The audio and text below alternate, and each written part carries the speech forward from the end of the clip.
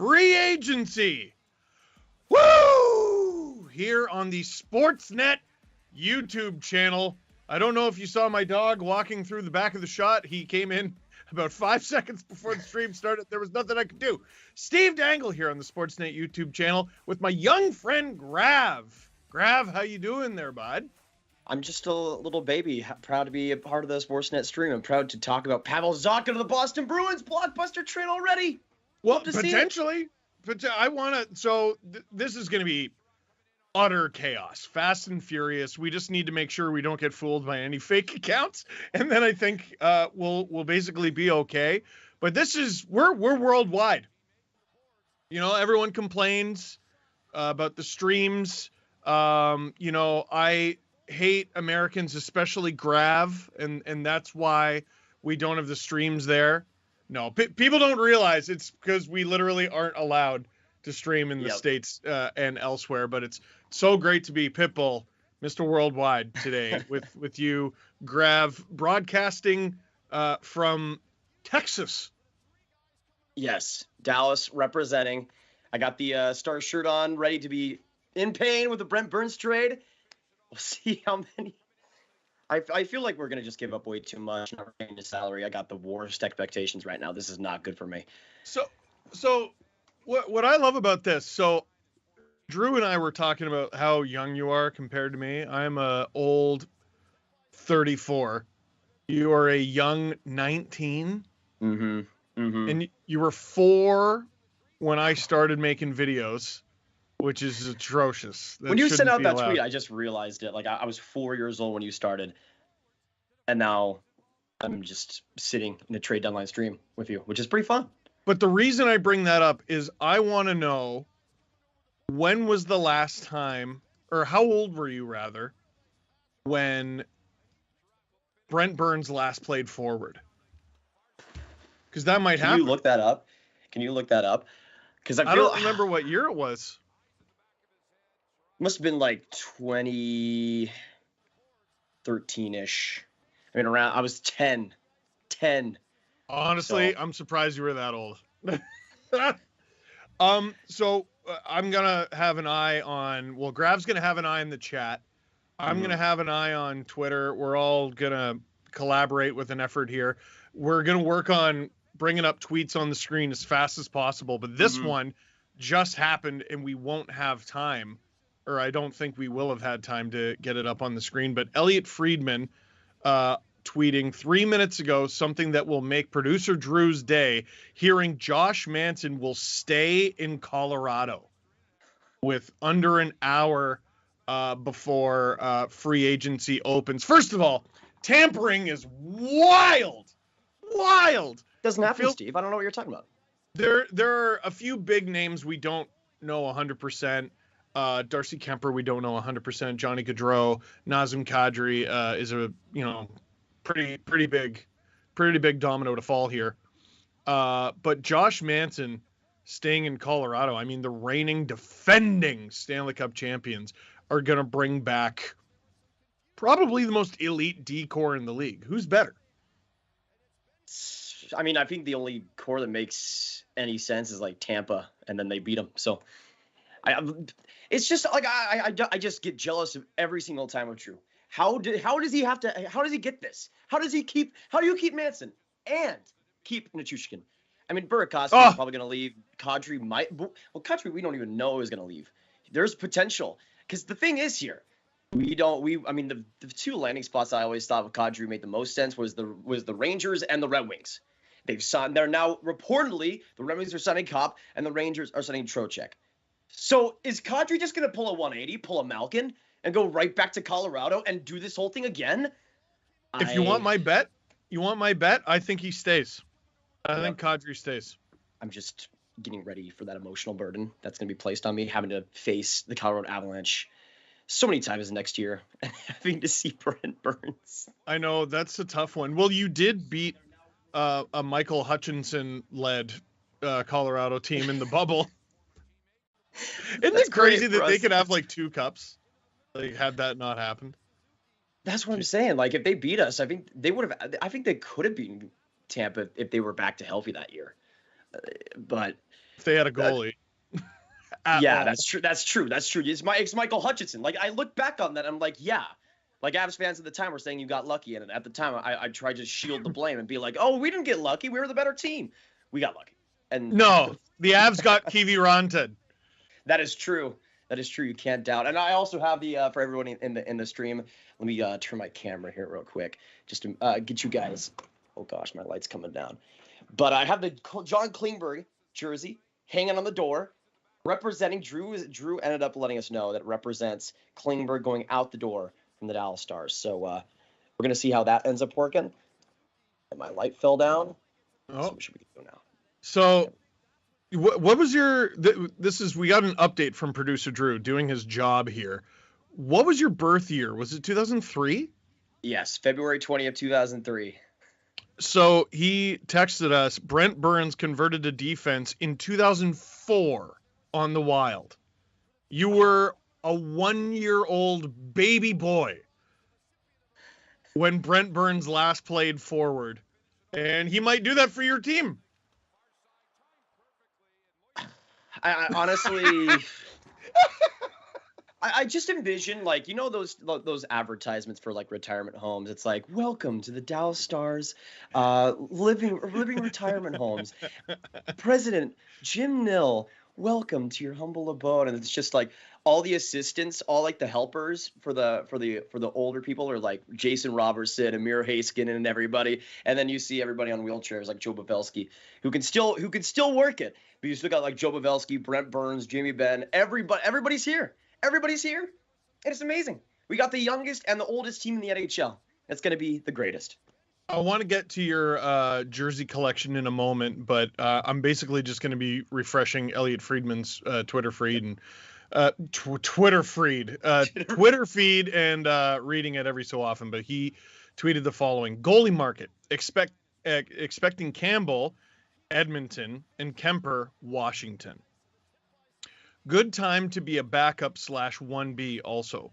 Word is St. Louis is in on Thomas Greiss, in Seattle on Martin Jones. Toronto, we'll get to that. Toronto among teams doing due diligence on Kevin Lankinen and Ilya Samsonov, looking at all goalie options. Grav, what's got you giggling, buddy? The Blues going after Greiss is your answer? You go from Husso Binnington, which, by the way, was a complete carousel because they had to go to Husso midway through and then back to Binnington. So what if Binnington goes with it again? Greiss is your second option? That's a bit of a tough one. And now Perron might be going as well.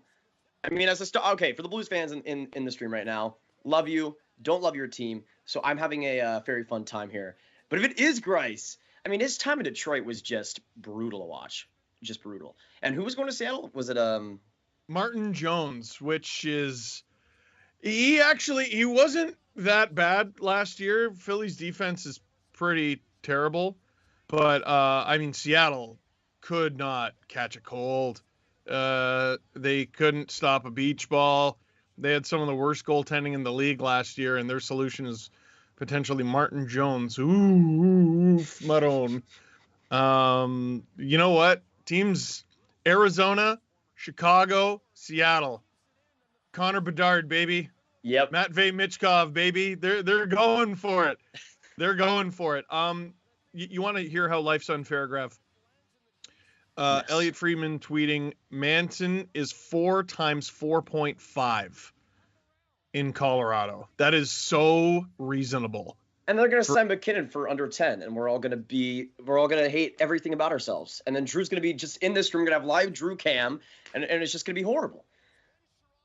Yeah. Well, I just got another text from someone saying potentially Leafs and Ilya Samsonov. So we can do this the whole time. Let's wait for some things to accumulate, and we'll get some graphics done up. Walk us through what you got behind you a little bit. You got a number of different teams. Do they all have names on the back? Most of them do. I think the Leafs one is the only one that doesn't. But I try to get most of the teams that'll be pretty active, like the Rangers, Red Wings, Leafs. I still think that the Ducks are like, now without Manson, the Ducks have the most cap space in the league, $39 million. Wow. What are they going to go for? They got to go for somebody. They were competitive for like half the year last year. There needs to be something there. I mean, right? Maybe they're one of the teams in on the Bedard sweepstakes. Would fit, but also it feels like that team wants to take that. Like, I feel like I'm speaking for the Ducks when I probably shouldn't, but if I was them, I'd be trying to take like that next step. And I mean, if Ottawa doesn't get Giroux, I still think Giroux would be a really interesting thing with Anaheim. If you could have him as like a second line center behind Zegras, that would be like an amazing playmaking combo. But yeah, besides, I got Devils for potentially Gaudreau, Caps for Kemper, Sens, and Kraken when they inevitably, I guess, get another bad goaltender. Why? That's a tough one, man. I don't know. I really don't know.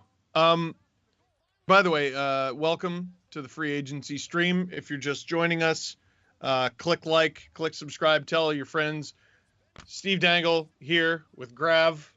Oh, I pointed to the wrong side. There you go. I got to point over here when I'm pointing at you. You're on the right now, Steve. You're on the right. You gotta take care of this. Because it's mirrored.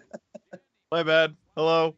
Yeah, we got a lot of fun. Was there because I know we prepped several cap-friendly pages. Is there one that you wanted to highlight? Ooh. Right now, I feel like it should be New Jersey because we have inklings of what they could do. Just nothing absolutely confirmed yet. But let us know in the chat as well what you guys think about that Manson deal, what you guys think about some of the other deals that have been reported. I mean, we've heard a lot about Kopp, about Trocheck, and other things. So let us know about that. So yeah. This is the cap-friendly page for the Devils that we got up. By the way, thank you to the production crew behind the scenes. Mm-hmm. We got Tom, Luis, Nick, Sebastian, Drew, everybody. So the Devils, I was super not sold on the Devils.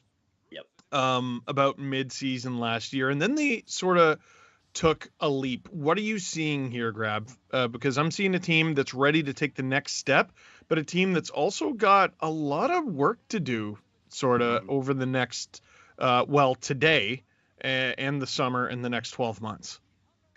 Well, this is the thing. I mean, they still not even just with pure UFAs. I mean, they got so much to do. Jesper Bratt is the guy that we've been talking about for months now. Like, literally for the past 2 months, we've been talking about him potentially getting re-signed by New Jersey. And there was points where it was super close, points where it's been super far away. He's still not re-signed. And he was probably one of their most valuable players and most consistent players last year. And at age 23, he's right in the prime of his career. If they keep this going, if this is a stalemate, like towards training camp or something, that puts such a dent in this Devils next season with how good Bratt was. But I mean, they got $26 million of cap space. In theory, you should be able to work that out. But we still seen Bratt there, and now we'll see Zacha going to Boston, so I guess that clears up another RFA. But Bratt's really the big one. I mean, besides that, I feel like they still need to add to that defense, but you do got Kevin Ball coming up, which I think will be interesting for them, and hopefully we'll see Alexander Holtz in the show next year too. But I still think New Jersey, even without Bratt, could make another big move. I feel like obviously Gaudreau is there, but even if Gaudreau does go to New Jersey and they sign Bratt, they still would have about $10 million to work with, most likely, if you have Gaudreau taking 10 and then brought around like $7 million. So they have some room to work here. And that's another team that we're talking about, trying to take that next step, trying to do something better. And it's obvious that New Jersey wants to take that next step. I just feel like their options have been really limited. But I just think they need to upgrade that defense somehow, some way, because it's just not getting the job done. I think there's going to be a really clearly defined tier of teams that really, really stink this year. It's going to be honestly 4 teams at the beginning, and the Devils won't be one of them. Because a lot of teams that weren't really in it this year or were in it for a little while and then fell out of it. I mean, Philly, I don't really have much faith in what they're doing, but they're obviously trying to be good. They're not doing what the Blackhawks are doing, for example. The Devils are going to crawl out of that little tier of bottoming teams. The Sens are looking to climb out of that hole like Batman. Like they're not interested in being bad. Pierre Dorian is on a mission. He's on a mission. He's absolutely on a mission. Andrew Berkshire this morning likened it to Goku after he saw Krillin get killed. Spoilers for Dragon Ball Z. Do you want to spend any time on the deal that just happened I mean, Eric Holla going back to New Jersey. Friedman just tweeted, it looks like it's 1-for-1. The Devils like a 1-for-1 deal.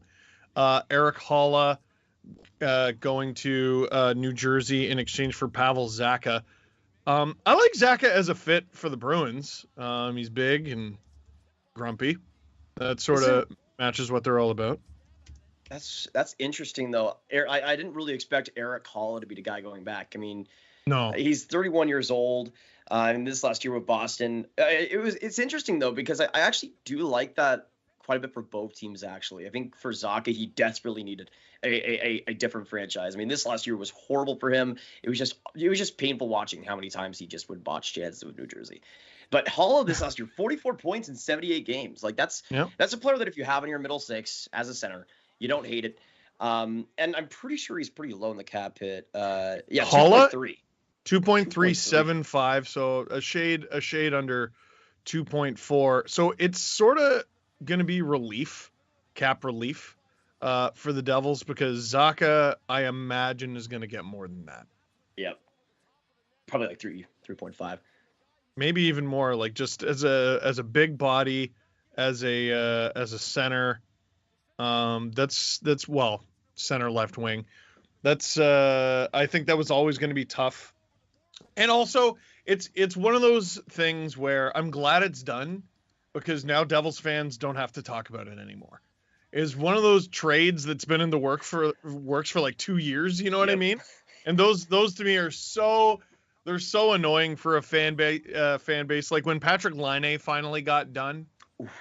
Listen, it was tough for Jets fans to let it go, but like at least you're done. At least it's all done. You don't have to talk about it anymore. It's all done. I agree. Actually, let us know when they, since it is confirmed now from Elliot Freeman, Eric Holla for Pavel Zacha. Which team do you guys think wins that trade in the chat, Bruins or Devils? Because I probably lean Devils in that, but it really depends on what the Bruins sign Zacha with, because that's the big one there.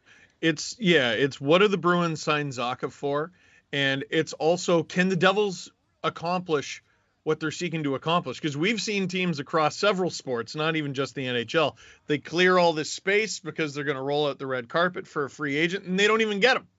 And they look stupid. I'm thinking the New York Knicks from a few years ago. Yeah, we're going to get Kyrie, we're going to get Durant, and their rival gets them. Oof. Tough. We're also waiting on a potential Jeff Petry deal. I think today's going to be rich with trades. Mm-hmm. I think it's going to be really hard for us to end the stream today, because this is supposed to go from now, 20 minutes ago, until 3:00, and I think there's going to be a flurry of signings at the beginning, and they're just going to announce all the ones that we already knew about. Then everyone's going to be rushing to find a dance partner, everyone who's left, and then once free agency looks a little bit more clear, that's when the trades are going to start. That's when your boys are going to get Brent Burns, potentially. I don't want to talk about this. We're going to talk about this because we pretty much have to. But for everyone in the chat, I'm a Dallas Stars fan. And Brent Burns, it's coming. Like I can't neglect it. It's coming, and I'm just waiting. I'm just emotionally done. Emotionally done with Jim Nill. You're not into it? Yeah. It really depends on the salary retention. I mean, the guy's making $8 million for the next 3 years. How are we going to sign? How are we going to sign? We got Jason Robertson and Ottinger, both as RFAs right now. And if Burns comes back and even if it is a little bit retained, let's say it's like down to $6 million, you still have $11 million to work with. So you're probably only signing Robertson and Ottinger and maybe like another $1 million player in free agency. And then this team is not that much better at all, in my opinion, because you trade Klingberg for Burns in this situation. And even though I like Burns, I don't think he's this substantial upgrade over Klingberg, even if Klingberg has had the decline that he's had. But so let me ask you this about the Dallas Stars, because they'll be significant today. Some teams are good. Some teams are a goalie. Some teams are good with a goalie. What are the Stars? You want me to put it blunt? Jake Ottinger, you might as well in that series versus Calgary, and really, I mean, this is what I've been saying over the past couple of years, but you might as well have renamed the franchise the Jake Ottingers. Like ever since 2021 started, basically, Jake Ottinger has been just this coming of Christ upon this team. Like it's been so insane to watch his transformation from a guy that was a first round pick, had that talent, went through Boston University, went through the Texas Stars for a couple of years, and then just burst onto the scene. But I'm very glad that he had that series versus Calgary and that series happened, just so many people could see how much Ottinger has bailed out this team in the past. And I mean, that's the thing. Whenever we saw like offer sheet rumors that because I've seen a couple of offer sheet rumors this offseason with him. I just don't get how they haven't signed him already, because I think that should be priority number one. But honestly, like considering, because I mean, Hayes Kamen's one of the best defensemen in the league, and Lindell can hold up his own, but it's still not an amazing decor. It's still not something that you look at and you're so scared to face. But I think Ottinger makes it like the thing is with Rick Bowness in the past, and probably a little bit of Peter DeBoer now, they play a lot of this systematic defensive hockey, but it's like without that true goaltender that can shut everything down and make things quiet, it doesn't work. And Jake Ottinger's been such a revelation for this team, and I think he's kept Rick Bowness's job way longer than he should have. And now we're going to see how DeBoer probably gets bailed out by Jake Ottinger too. Arthur Staple has never mind. Let's take a look at this. You know what, man? I got to tell you, he will be a popular Dallas Star. Like, he'll be a popular off the ice guy. I get the impression he's a guy that's really difficult to hate. Yeah, that's true. And right now we're talking about the math, and we're talking about the age and this and that, and some of the numbers with Brent Burns aren't very kind. Like, let's just be totally honest. But I think he'll be a really popular Dallas Star. I think he'll win some hearts and maybe some minds. Well, but Steve, you want to clue us in on what's happening with the Toronto Maple Leafs right now? Oh yeah, so sorry. Arthur Staple from the Athletic saying hearing Ilya Samsonov is heading to Toronto. Now this is interesting. This is interesting for a few reasons. So free agency doesn't open for a little over half an hour. And we've been talking about the tampering going on, and the tampering's crazy, and the Oilers already have a deal with Jack Campbell, and how did that happen? With Ilya Samsonov, if I'm not mistaken, for how the rules work, I believe he can sign. Here, LeBron James being Brent Burns. Oh my goodness. And Elliot Freeman confirming it first. Carolina is intensifying its efforts to trade for Brent Burns. We will see. Oh my goodness. So you're cheering for a trade to not happen? Yes. That's where I'm at. Oh, thank you, Carolina. Thank you. So here, guys, but let's pick a thing to talk about. Okay. Let's pick a thing. Let's say Samsonov first. We'll do Samsonov first, and then we'll do Dallas, because I think Dallas is actually fascinating. Samsonov, I believe, is free to sign with whoever he wants now, because he's a free agent now. He's not Washington Capitals property anymore, if I'm not mistaken, because he didn't sign a qualifying offer because he wasn't offered a qualifying offer. Listen, he wasn't very good last year. He was pretty bad, but he's a former first-round pick and only 25. Goalies tend to age like wine, not milk.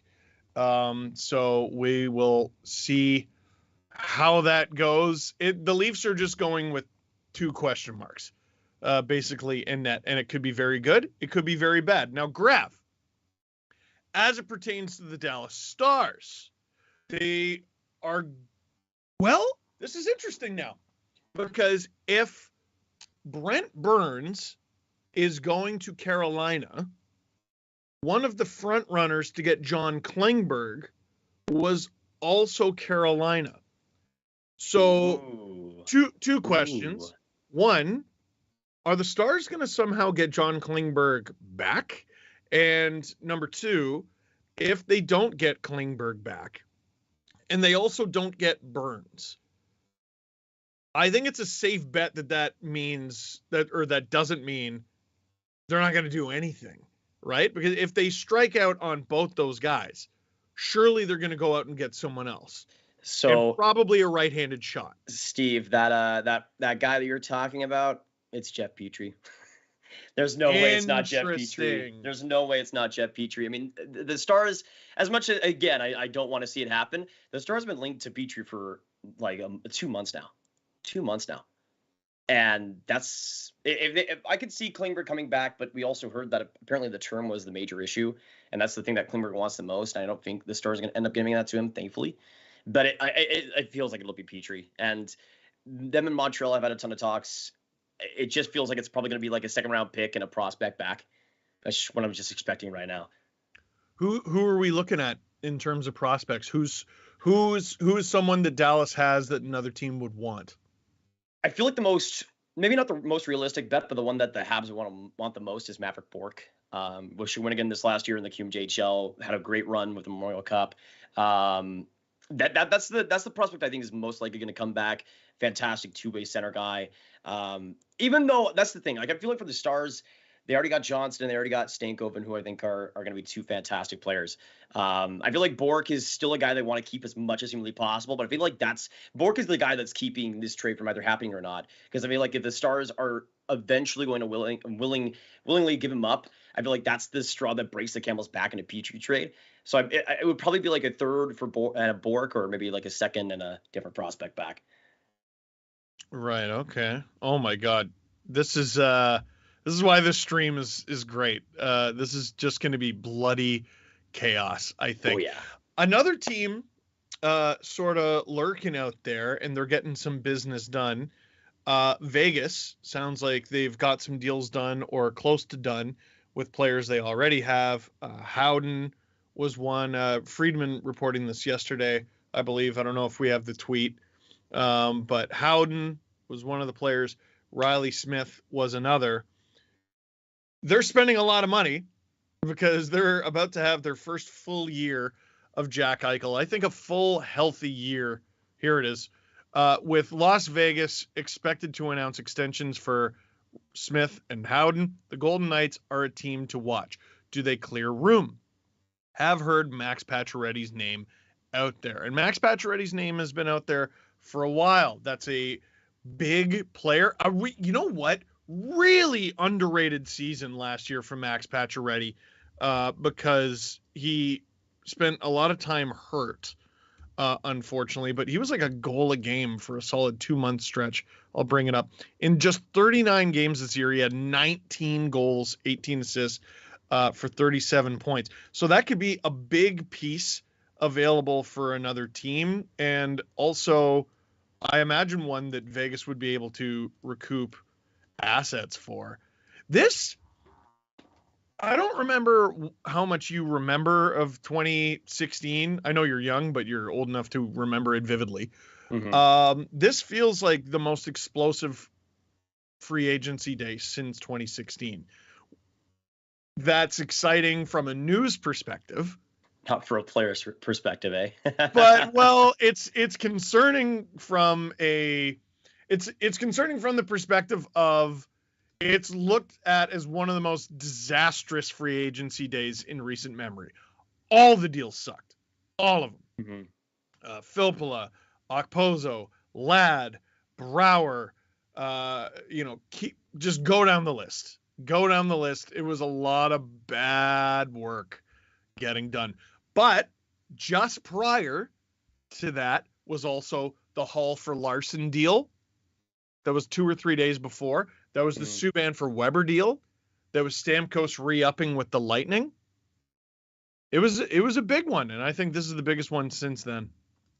Honestly, I have to agree. Just what we see in the draft with DeBrincat, and I feel like, again, as you mentioned, I think the trades are going to be pretty crazy today. Anyways, Nick was texting me. Apparently, the Stars are in on Mason Marchment, which I would love. So underrated. Really good player. I feel like that's going to be an overpay either way, though, because it feels like he's going to be one of those guys that, with the limited sample size, is probably going to get a little bit too much, but we'll see. I would really like to see him because the Stars have confirmed to be wanting a guy alongside Ben and Sagan on that second line. And I feel like Marchment with his speed, with that forward checking, would be perfect. And you could just have the old men coming in right behind him. but we'll see. I would like that. Yeah, he's a guy who undrafted, poor skater in the minors, wins a Calder Cup with the Toronto Marlies with Leafs skating consultant Barb Underhill. Just learns and gets better. Makes his Leafs debut. It doesn't look like he's going to be able to stick in the lineup, so he gets traded to Florida in a now infamous deal with the Toronto Maple Leafs, 1-for-1 for Dennis Malkin. And by the way, the Leafs could potentially sign Dennis Malkin today because they still have his rights. But Mason Marchment turned into one of the most stellar defensive wingers in the league last year on a team stacked full of talent. Marchment to the Stars feels like a fit. It really feels like way a more fit. than Burns. I'll take that. Yeah, like they're a really gritty team. Mm-hmm. They like to win games 2-1, 3-2. I don't know, man. I know you're skeptical about your team. That feels like a fit. That feels like a real good fit to me. I really want to know what the term is there because he's like right in his mid-20s, right? Let me check. I feel like he would be around that range where he wouldn't be too old. Yeah. No, I don't think so. Let me look. Mason Marchment is 27. He just turned 27. I like that then. Oh, we Shout also out Uxbridge, Ontario. We also got some reports saying that Connor Brown could be going to Edmonton from Ottawa. Not a done deal, but there are no hiccups. Brown is soon likely to become an Oiler. I want to see. Listen, first of all, Ken Holland is determined to win a Stanley Cup in Edmonton in the most heartbreaking way possible for Leafs fans. But if the Oilers get Connor Brown and somehow find a way to squeeze Dylan Strome in there as well, they'll just be the Erie Otters. Like, so are they the former Leafs or the Erie Otters? Connor Brown had one of the most amazing stat lines I've ever seen. So the year he was drafted, if I'm not mistaken, he was one of the best players on the Erie Otters in the OHL, but it was a year where they were tanking so that they could get McDavid in the OHL draft. So the year Connor Brown was drafted, the Leafs, when they drafted him, must have saw something in him that his numbers didn't show because they were so bad that he was a minus 72. He was a minus 72. But then obviously he ends up being quite good as the Otters got very good very quickly. And Connor McDavid was one of his teammates. And they made beautiful music together, torching the Ontario Hockey League. Torching them. Travis Dermott was on that team. Who else? Alex DeBrincat was on later versions of that team. Dylan Strome. Man, that was a ridiculous time. It'd be really fascinating to see Connor Brown and Zach Hyman ending up on the same team again. Just two worker bees. Oh no. Oh no. Are the Oilers gonna do it? Oh no. Yep. Ah! Because that's the thing, right? There was conversations about Brown going back to Toronto in that Murray deal, but the Oilers, I've always thought the Oilers would have been a great fit for Brown. Just have him on the wing with McDavid. That's perfect. It's perfect.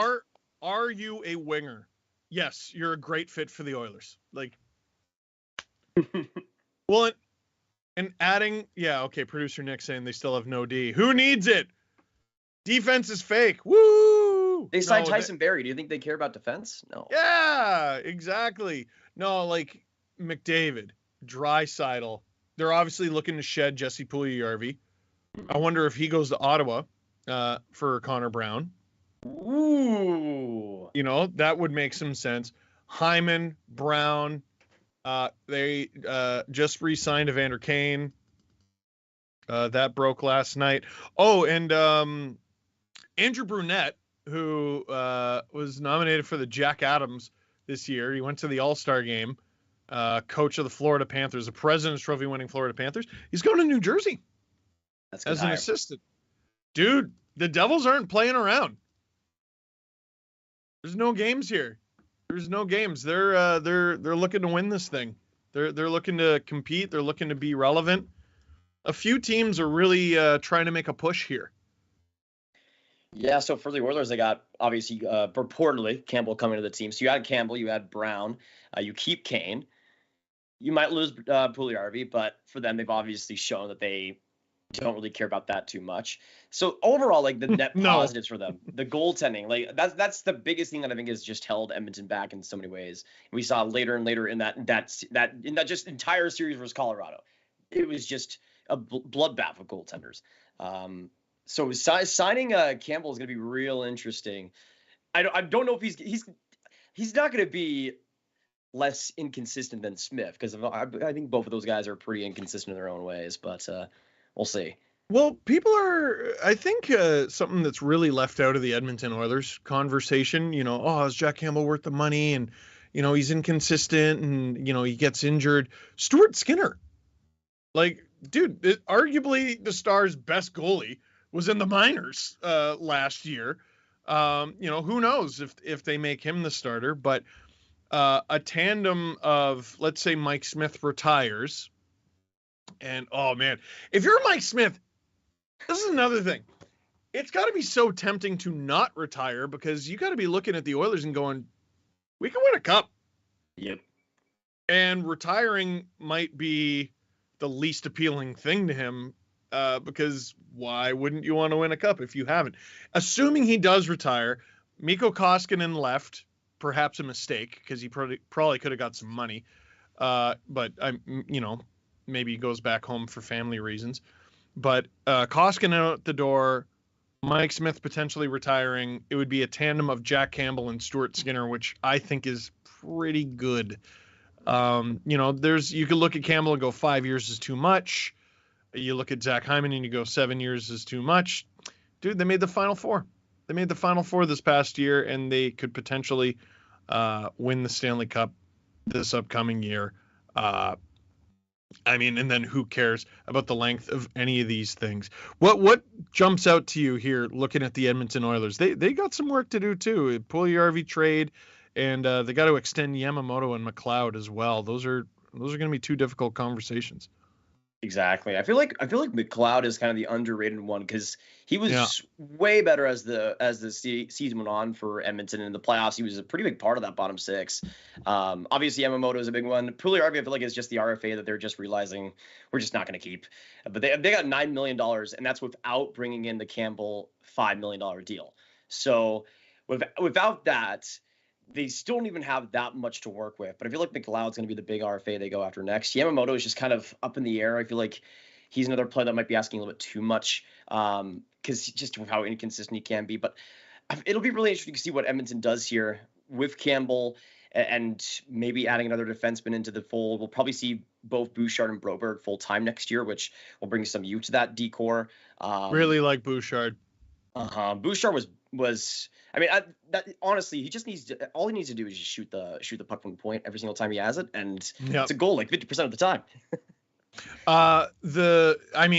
Oilers were never going to beat the Avalanche, but the moment that series really got wrapped up to me was when Yamamoto got hurt. I was like, you have a fighting chance of winning a game or two. And then he goes down, and they didn't have the depth. And I got to say, like, a lot of people have been calling the Edmonton Oilers stupid for giving up on Puljujarvi. I don't think they should give up on Puljujarvi. It sure looks like they're going to.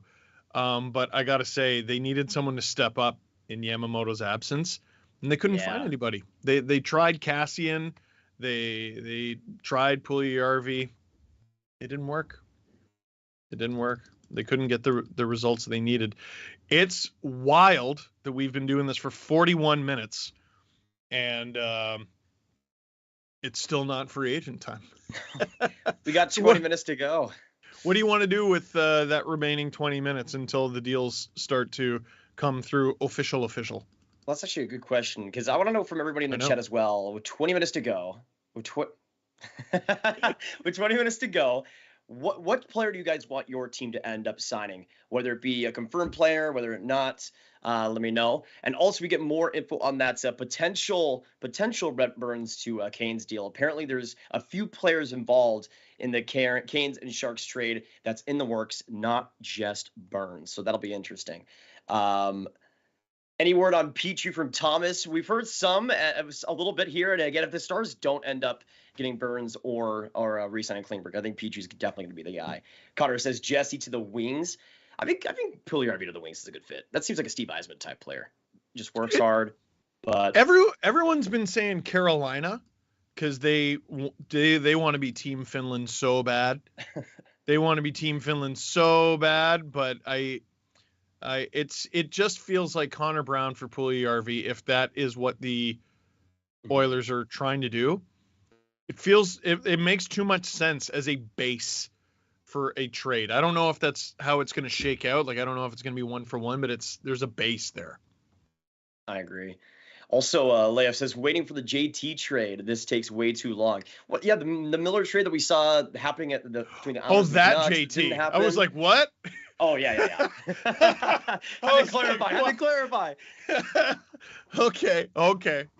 My bad. Yeah, just a John Tavares trade happened while you were talking. Just it's like, holy crap. Wow. Yeah, JT Miller, that's really fascinating one. It's interesting because, like,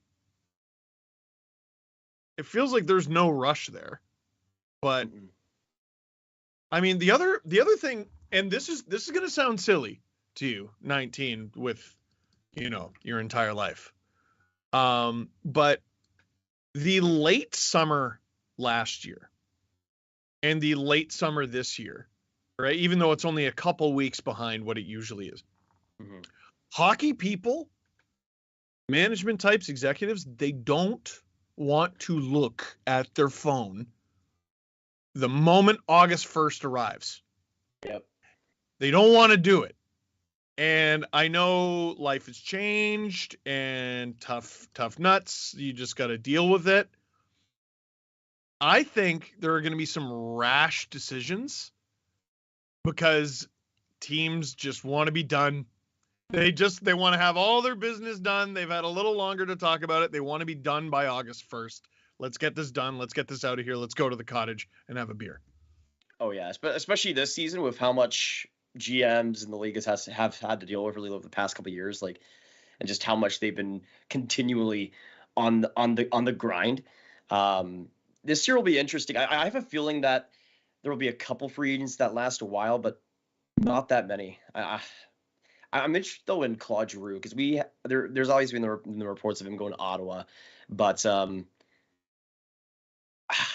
just interested to see where he would actually fit on that team because he can play right wing, he can play center. I don't think he's going to be a center on that team immediately because they've been running Norris and Schultz as the top two centermen there. So they might have him on the right wing potentially with Norris as maybe the playmaking and shooting combo there, and you could have the Tkachuk, Norris and Giroux line. But just in general, do you see as a Leafs fan, Steve, the Sens if they let's say they get another defenseman, let's say they get like a middle pairing caliber guy, and they've already added DeBrincat, they've already added Giroux, and they've already added Talbot. Do they make the playoffs in this crazy Atlantic? It's such a good division. Like it's nothing against the Sens. I think what they're doing is really good. I think they're getting better and they're getting better fast. But you got to get better than the Panthers. You got to get better than the Leafs. And remember, it's regular season before you go making your jokes. Can't deny they're a good regular season team. You got to get better than the Lightning, who may take a step backward, but it's not going to be that far backward. And they're going to have a full season of Nick Paul, which they didn't have. They're going to get a full season of Brandon Hagel, which they didn't have. Detroit's going to make some steps. So they're going to take points in that division. Montreal is not going to finish dead last. So there's a lot of points that are up for grabs in that division. Up for grabs. If the Sabres are like the back half Sabres, they're going to steal some points. And here's the real question that I think it comes down to. Is there a bad team in the Atlantic? The Habs. Like I like the Habs, but next year, no, you're going to have Allen as your starter. You're probably going to see Petry traded. You're probably going to see Anderson traded. I feel like for the Montreal, their plan is to just be horrible, or at least be at a bad-ish level, be at a top 5 pick level this year and next.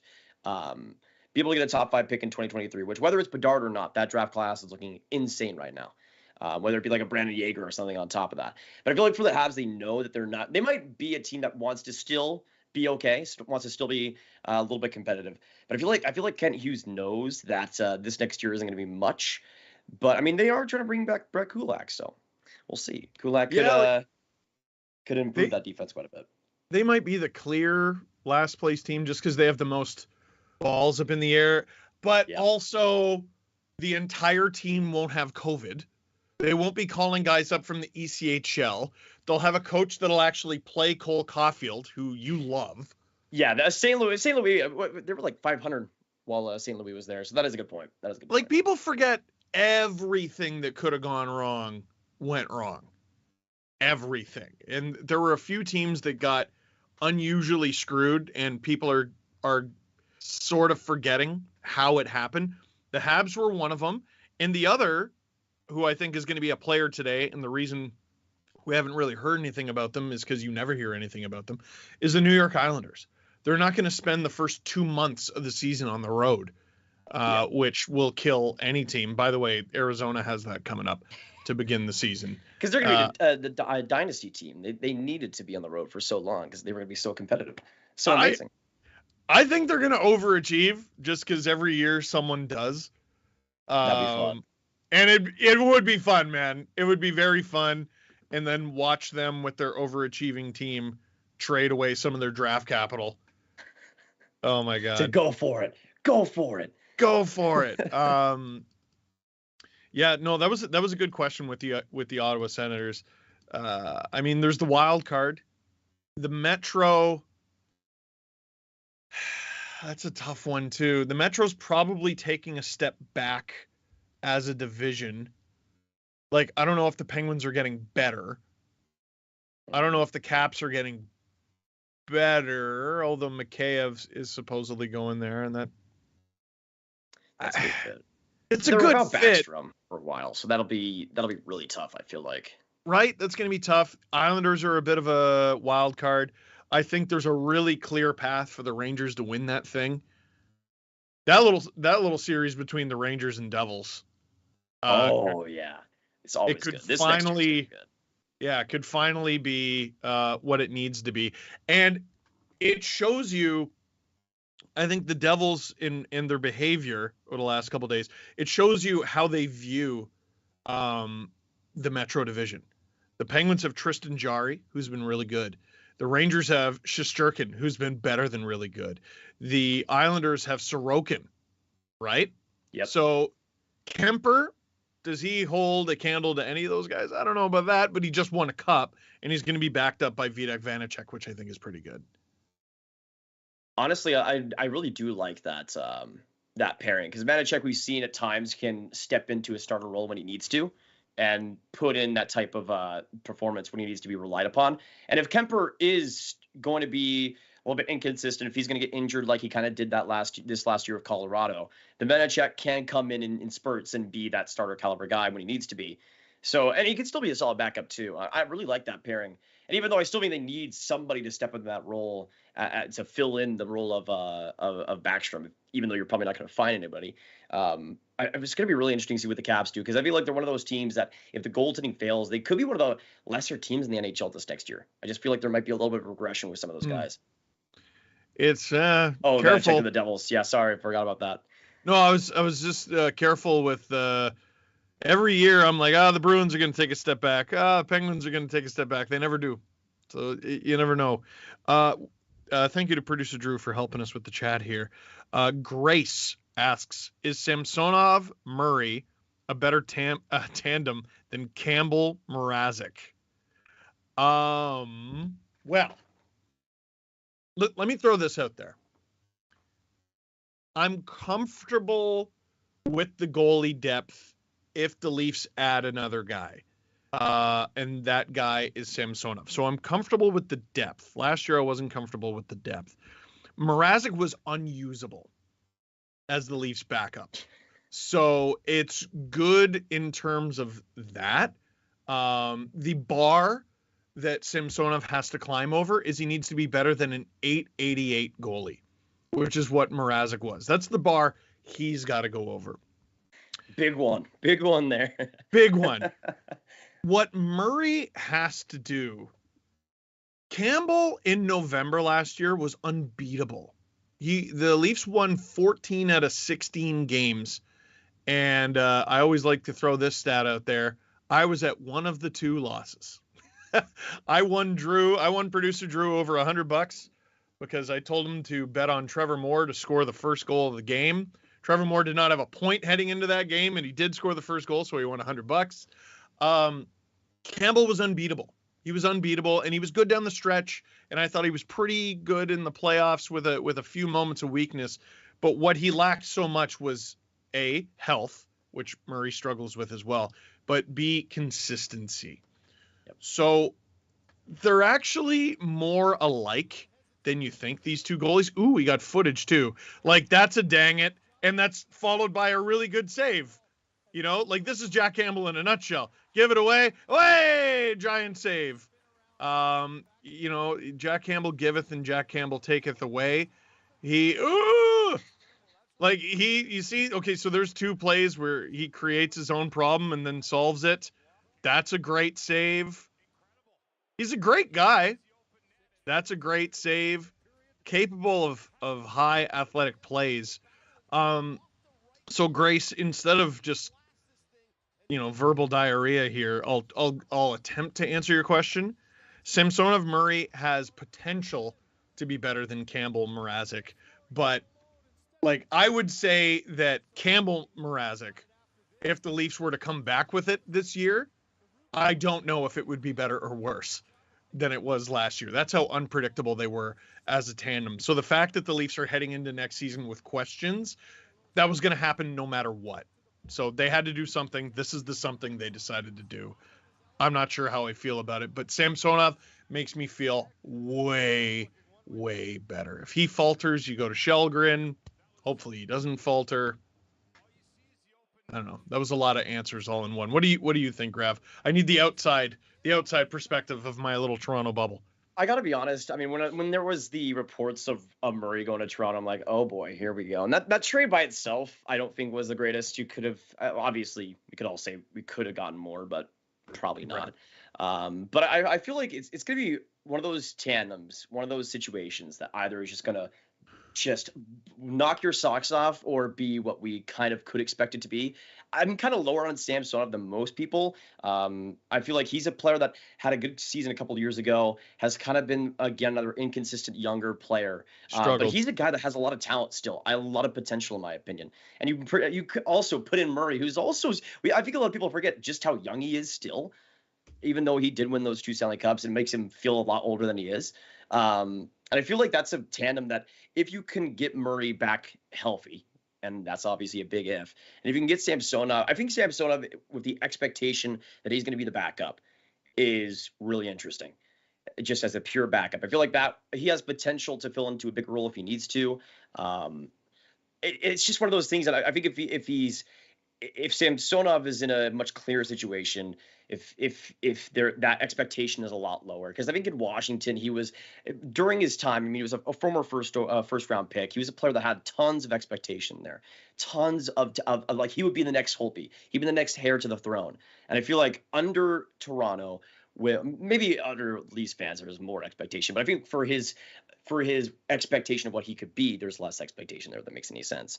But I liked what they could be doing, and I think for Toronto, this is the time to take risks, to bet on potential. And obviously, I don't think Murray has played amazing, but I think he was still a little bit underrated in his time with Ottawa. And again, if he's healthy, I think that pairing could be something solid for the Leafs. But we'll see what they do next. We got 4 minutes left until noon here Eastern. You're 11, right? You're an hour behind there in Tejas, in Texas. One quick thing before we get to the next question. Samsonov is a 2015 draft pick, and it's just something I've noticed about Kyle Dubas. He's obsessed with people who were picked in 2015. That was the year where the Leafs didn't have a GM at the draft, and it was him and Mark Hunter who had to run the show. There's something, to this day, 2022, he's still obsessed with the 2015 draft. Quick before we hit noon, 3 minutes to go. Hector, both Grav and Steve, who's your dark horse playoff team for next season at this very moment? We already mentioned Ottawa. Do you have someone in the West? Well, I'll say that for maybe this isn't the best answer for just a playoff team. I think a very big dark horse team that'll be an amazing like top 5 team is the LA Kings. I feel if their goaltending is good enough, you add Fiala to an already pretty solid core there, and you could have Byfield taking that next step. You could see a lot of that defense taking that next step with Sean Durzi already being good, Mikey Anderson already being solid, and Drew Doughty being healthy for the whole year, hopefully. Like that's a big part of things for the Kings. They survived without having Doughty for a big chunk of that year. And you hopefully have them healthy for next year. You maybe could even add another defenseman, though their cap situation is kind of rough. But I would say in terms of just like a team that is a dark horse to make the playoffs, I still kind of think that people are underrating the Islanders a little bit. I think if they get another defenseman, their whole situation, if they are back and healthy, their group is still really interesting. And Sorokin was also another interesting player because in the second half, I'm pretty sure he had like the best goal save I've expected in the league, and he ended up like top 3. Yeah, he was incredible in that second half. And if he translates that over, you have one of the best goalies in the league. You have, I think, a pretty underrated top 9 with a lot of good names there. If Barzal gets back to 100%, if he's back to himself, and if that defense with Dobson takes that next step too, I feel like the Islanders will be a team that maybe even pushes to the top 3 of that Metro if everything goes right for them. We mentioned Ottawa. I'm going to throw a team out there just because I feel like I paid attention to, God, they were really fun to watch. They looked like they were having fun, and it resulted in them winning some games. The Buffalo Sabres. They had a little bit of that FU in them after sort of getting everyone back in the lineup, and Peyton Krebs and Alex Tuck and, some of their younger guys taking a step. Tage Thompson. Yep. What on Unreal. earth? What's it here? Let me look this up because I'm pretty sure he had 37 goals. Was it? One of the best turnarounds I think I have seen in recent memory. I mean, the guy 38 back in 2020 was one of the worst players in the Sabres. Yeah, his career high was 8 goals. And he had 38. 68 points. Guy's only 24. Please explain. Someone please explain. I'm pretty sure with Thompson, what happened was, and maybe the Czech, correct me if I'm wrong, I'm pretty sure they tried him out on wing to start out. And then this last year, he was playing center and from the start was a centerman. And it just felt like a natural fit, way better right from the start. I'm pretty sure that's what ended up happening was that he went back to center and that was what happened. But free agency has officially begun, y'all. Here we go. Oh, re-sign Victor Olofsson with the Buffalo Sabres, 2 years, 4.75 AAV. Victor Olofsson. I got to say, I'm a little surprised. I'm looking at his numbers, though. I know he had a bad first half, and I guess he recovered. 72 games played, 20 goals, 29 assists for 49 points. He was 4th on the Buffalo Sabres in scoring behind Dahlin. The resurgent Jeff Skinner, everyone sort of underrates him because Tage Thompson was so good. In Tage Thompson. That's not bad. That's tidy business there for the Buffalo Sabres. Right at the start of the clock, Elliot Freeman confirming Campbell 5x5 with Edmonton. So there you go. It's weird how they worked that deal out so fast. Yeah, I know. They've never talked before. So they just like in the first minute, just 5x5? Yeah. 5x5. Isn't that so weird? Oh, crazy. Good job getting this graphic done so fast, guys. Oh, wait, you already had it prepared because the Oilers definitely tampered? Oh, okay. 5x5. Jack Campbell. And you know what, man? Lost in the fact that the Oilers are essentially trying to recreate the Toronto Maple Leafs. Jack Campbell is such an easy guy to cheer for. He's such a nice guy. Oilers fans are going to fall in love with him. And his story's fantastic. First round pick of the Dallas Stars. They're Grav, and I'm sure you can tell me how bad that worked out. I'm pretty sure they changed goalie coaches in between that and then and now.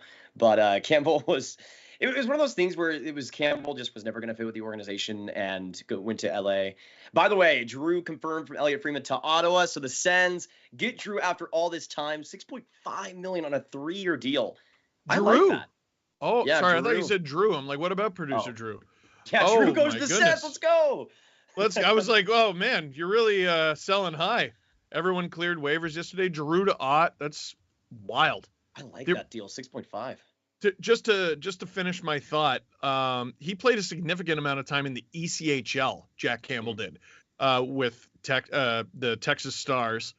Then he went to the Kings, got his career back on track. Then it fell off those tracks, and then he goes to Toronto, and he's an all-star, and just a wild season, wild career, I should say, for the guy.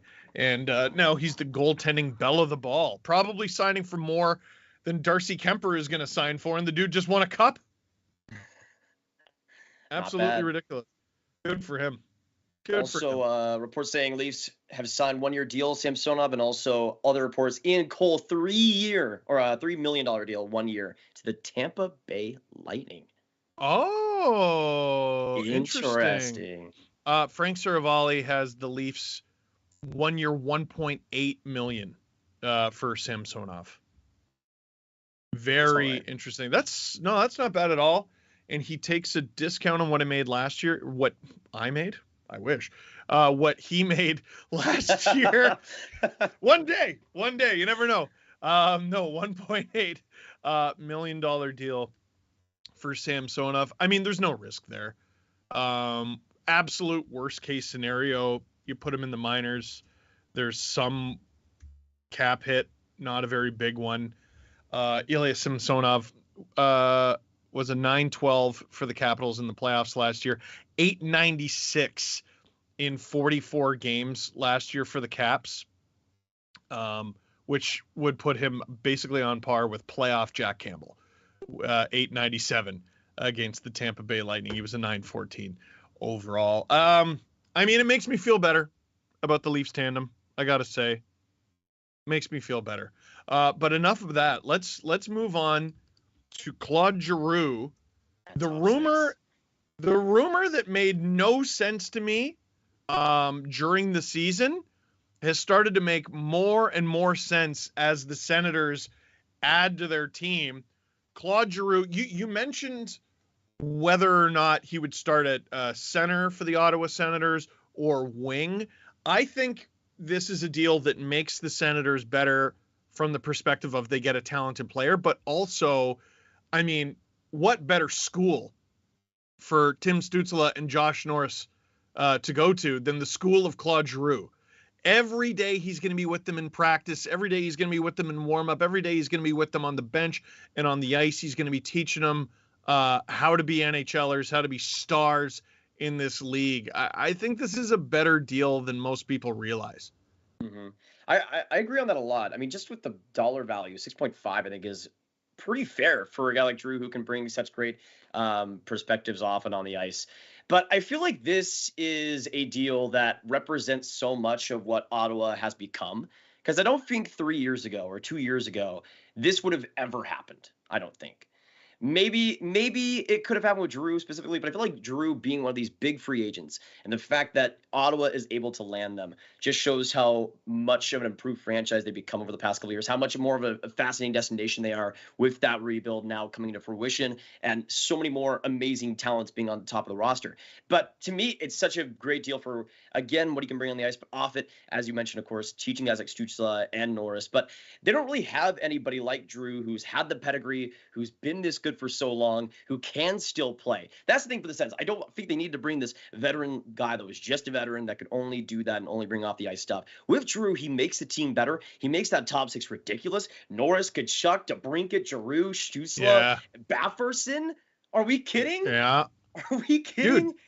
He had 42 points in 57 games with the Philadelphia Flyers. He goes to the Florida Panthers, and just to prove this guy can still play if you give him talent to play with. In 18 games with the Panthers in the regular season, he had only 3 goals, 20 assists. So if you're an Ottawa Senator and you're on the ice with Claude Giroux, keep your stick on the ice, 23 points in 18 games. And then the Florida Panthers obviously suffering that very disappointing sweep at the hands of the Tampa Bay Lightning. You can't exactly blame Claude Giroux because he had, in 10 games, 3 goals, matched his regular season total with the Panthers. 5 assists for 8 points in 10 games is pretty good, man. Pretty good. And just 6 penalty minutes in those 28 combined games for the Florida Panthers. This is a player, man. This is a player. Like, you maybe look at the term a little bit and cringe. I think if this was a player who couldn't still do it, you think it's more of a risk. This is still a really good player. Look at what he can do with his feet. How does that pass get through? How does that pass get through? He's got the back eyes. He can see everything. I'm kind of surprised it wasn't a 4-year deal, actually. Like, he is 34, but I kind of expect him to get 4 in the open market. Vasilevsky's doing that too. That's disgusting. Ew. He loves that little rock move. I'm excited for the Sens, man.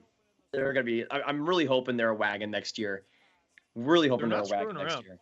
They're not screwing around. No, they're looking to. I mean, it's about time, because it's basically been a 4-team division for a few years now. There's going to be the 3 spots. One of you claim the wild card, maybe 2.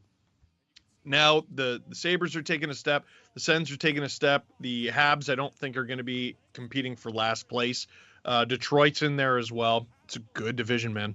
Yep.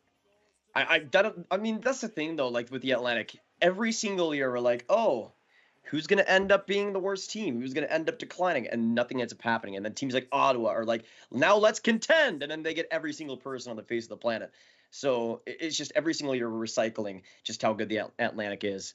And the Sens are the new team on the block to start doing well this next decade. So it'll be really interesting to see what happens next year. I still think they need to add a D-man, but that top 6 is going to be so fun to watch.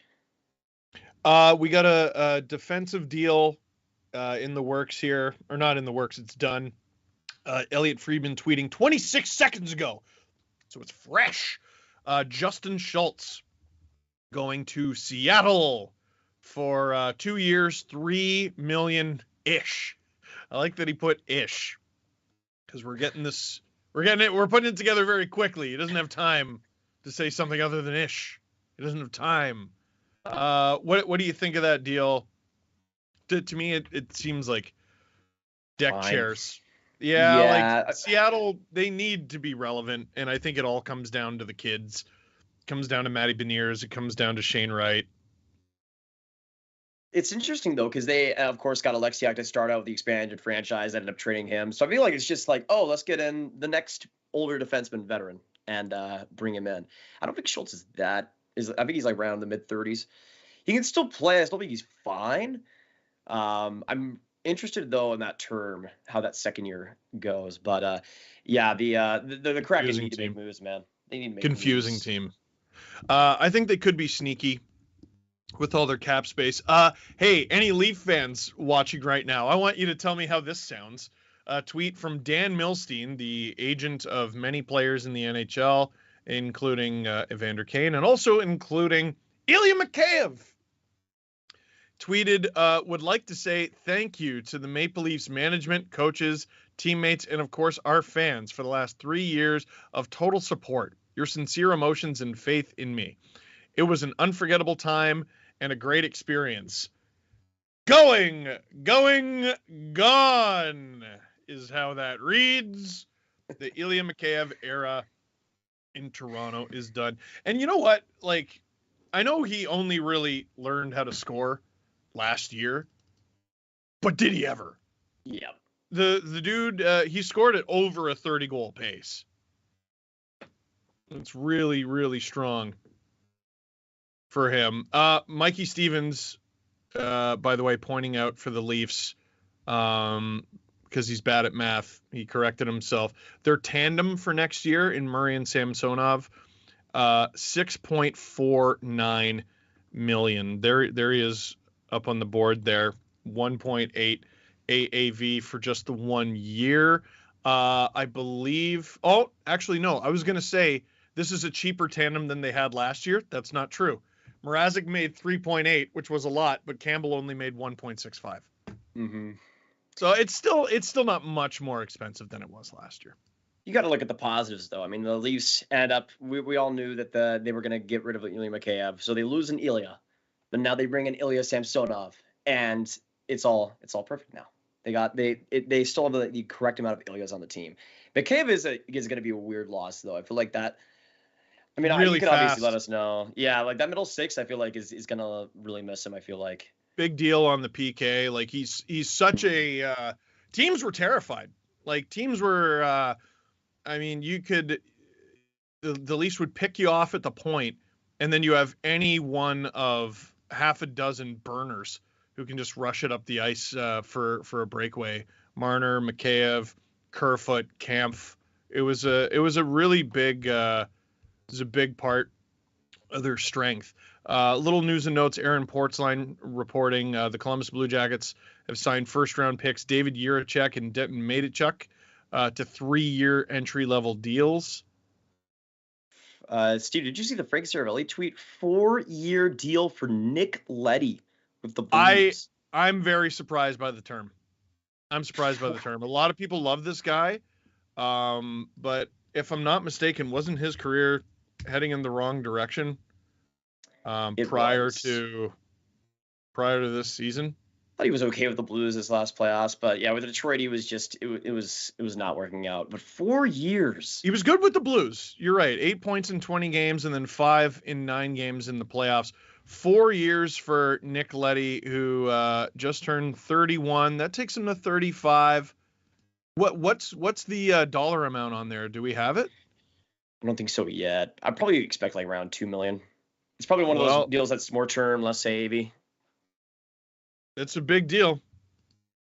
That is interesting for the Blues. Blues. Yeah, 4 years. I don't know. Even if they get rid of Scandella, like to me, that defense is still pretty old. I don't know. That's gonna be weird. Like I was expecting them. We already knew that there were reports of the Blues re-signing him up for 4 years. Let us know in the chat what you guys think of that, and some of the other deals already getting leaked, like the Samsonov stuff, like the Schultz stuff. Grav, we got breaking news. I don't know if I should say this here on our free agency stream, but this is going to be very big for our Canadian viewers. Grav, from Ken Rosenthal, Charlie Montoyo has been fired as manager of the Toronto Blue Jays. Wow. This is a hockey show, and I wouldn't break if it was anything other than huge news. That's huge news for a team that should have been competing for, tops in the MLB and is just in absolute free fall right now. Wow. That's a big Blue Jays want to get in on trade deadline talk. Apparently. Oh, and also they just signed Darcy Kemper. Ooh, there you go. Yeah, Toronto Blue Jays. They needed a catcher. They're moving Alejandro Kirk to DH permanently, and yeah, wow. Sorry, I wasn't expecting that one. That's a huge deal. He's gonna get some of those MLB salaries. It's pretty good for him. Yeah, it's better. $20 million. It's better. It's definitely better. We got some more from the chat as we wait for more deals to come in. From Arav, thoughts on the Penguins Malkin deal and their aging core. Can they win another cup? I mean, you could. Doubting Sidney Crosby is not the best idea, but also they have lost 5 straight first rounds and underratedly really improved. Yeah, that's the thing. Like many people think that they might have won like a series during that time, but they've like the Islanders series that they've had this last year. Like they were up 3-1 versus the Rangers. Yeah, it's so bad. And I mean, the Rangers did come back 3-1 versus the Canes as well, but still, like it was rough. They should have beat the Islanders a couple years ago too, and Tristan Jarry let them down. Malkin, like it's a good number to me. Mm-hmm. He's not going to let you down. He's still going to be Evgeny Malkin, even if he's not as dominant as he used to be. I think 4 years is just about right. You don't have to do 6, like you had to do with Chris Letang. But yeah, they do kind of need to do something. Like they need another. I don't want to say X factor because their X factor is Sidney bleeping Crosby and Evgeny Malkin and all that.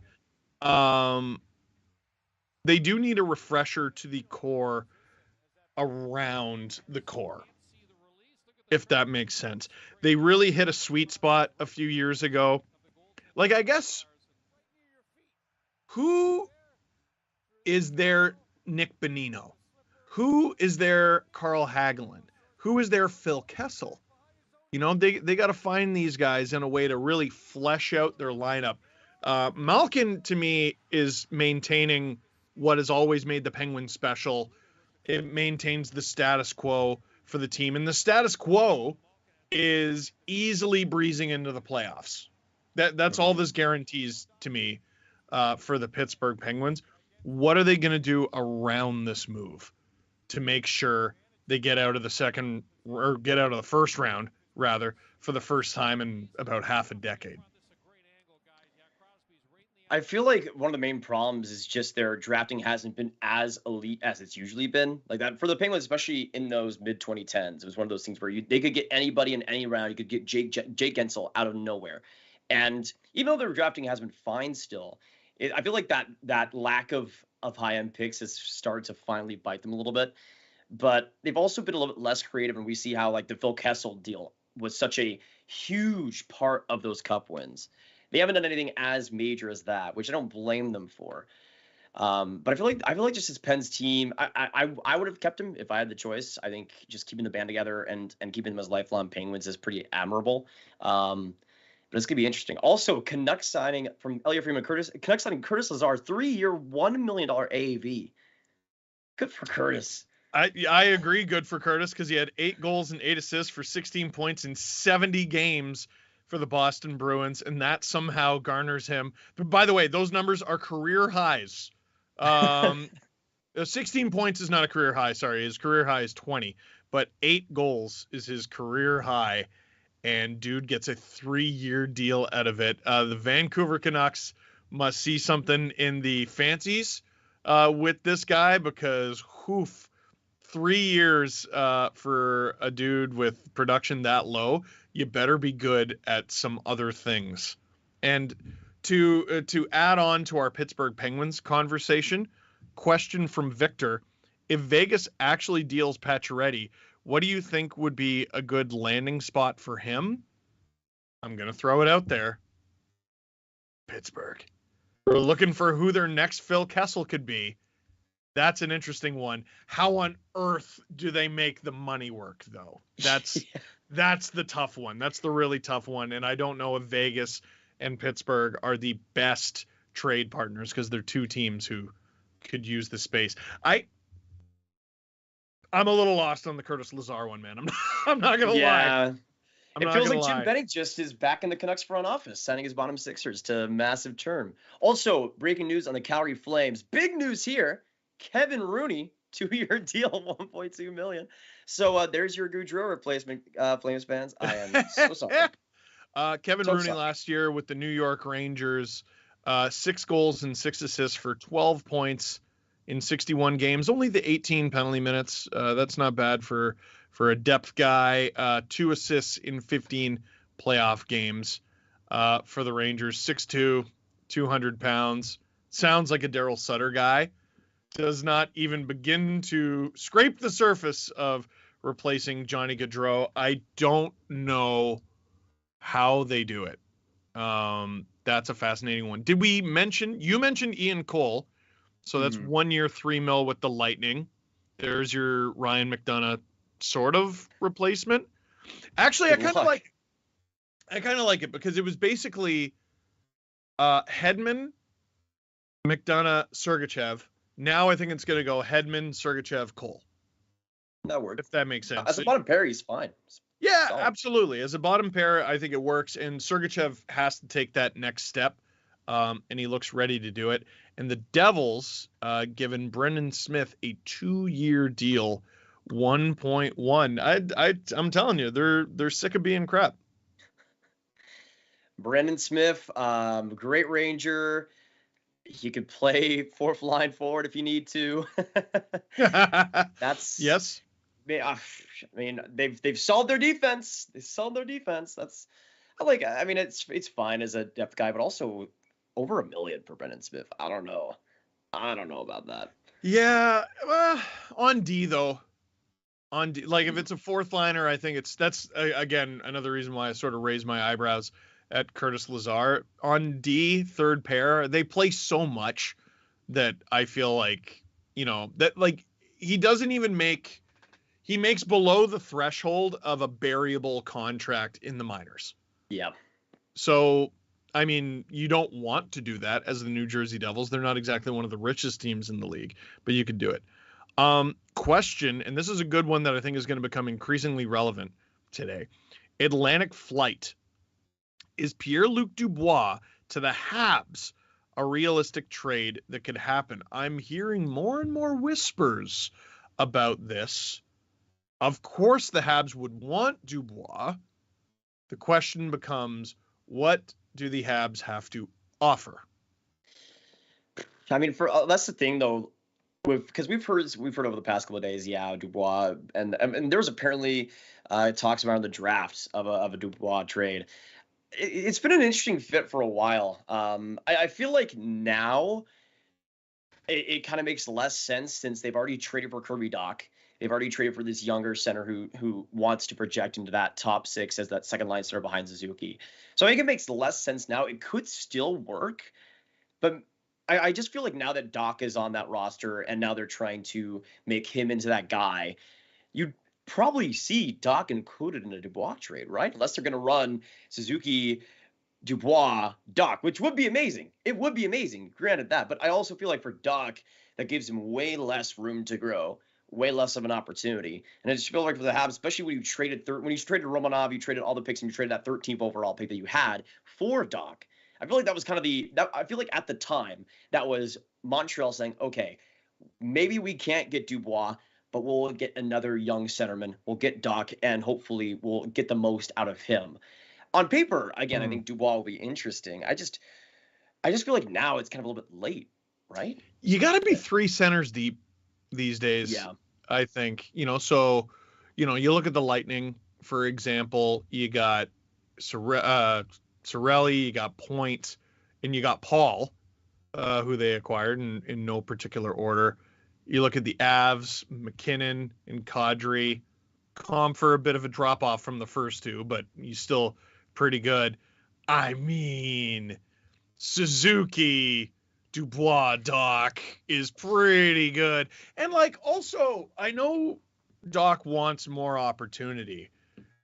He's still really young, and I don't really think he's earned it, and I don't think there's anything necessarily wrong with having a little bit of an apprenticeship here.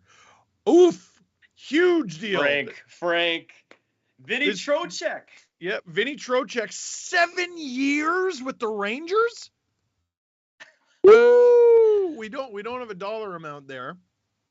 Vinny Trocheck, 7-year deal. He turned 29 2 days ago. Happy belated birthday, Vinny Trocheck. So this deal is going to take him to 30, almost 36. Because remember, it'll expire just before that. Listen, good player, really good player. He's on the smaller size of average in terms of size. 21 goals, 30 assists for 51 points in 81 games. That's good. Teams need those guys. 6 goals and 4 assists for 10 points in 14 games in the playoffs. That's good. Teams need those guys. The term is real tough. But again, we talked about this yesterday. Teams look at it like there is no tomorrow. And if you're the Rangers, you got to be like, geez, we almost beat the Lightning in the Eastern Conference final here. It was almost us in the Stanley Cup final taking on the monster that was the Colorado Avalanche. If you're the Rangers, you got to think you're going to get better internally. You have to replace Andrew Kopp, who it looks like is going somewhere else, probably Detroit. And he was a really key part of your team. You're going to get better with the young guys. You have some high-end talent. You have a goalie who's playing banana sandwich. I understand why they made this deal. And with the lack of real star talent up the middle available in free agency today, I can see why Trocheck got that money. Yeah, that's the thing, because I think for the Rangers, I think Molly Walker of the New York Post ended up saying that there was a potential of that.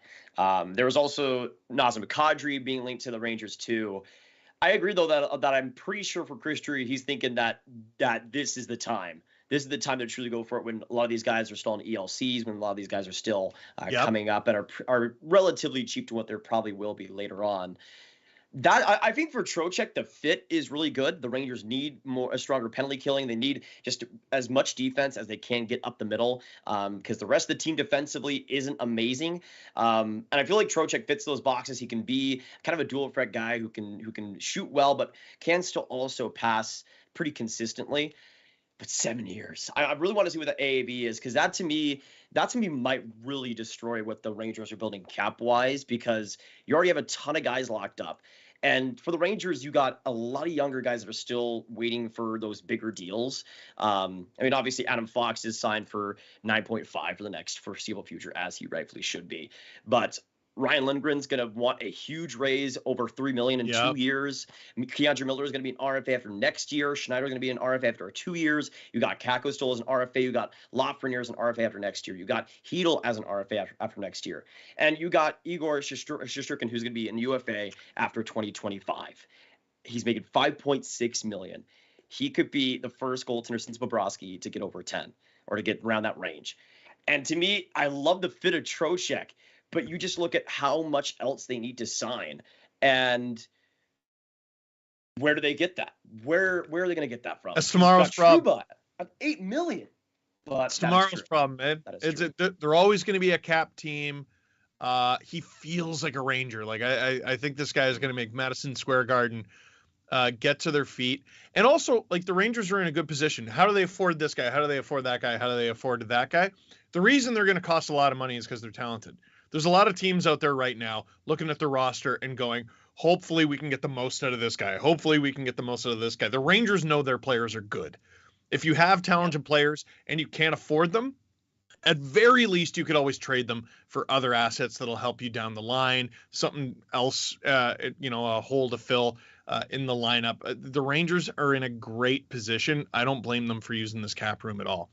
Speaking of using cap room, one of the most underrated players in the National Hockey League isn't underrated anymore, because he signs one of the biggest contracts in the league, frankly. 8 times 8.125 for Robert Thomas in St. Louis. Elite extension. This dude is where hockey is going. And he really did save my awful fantasy team last year. 6 feet tall, which I am positive is a lie. 220 in the weight column. He just turned 23 years old. That's it.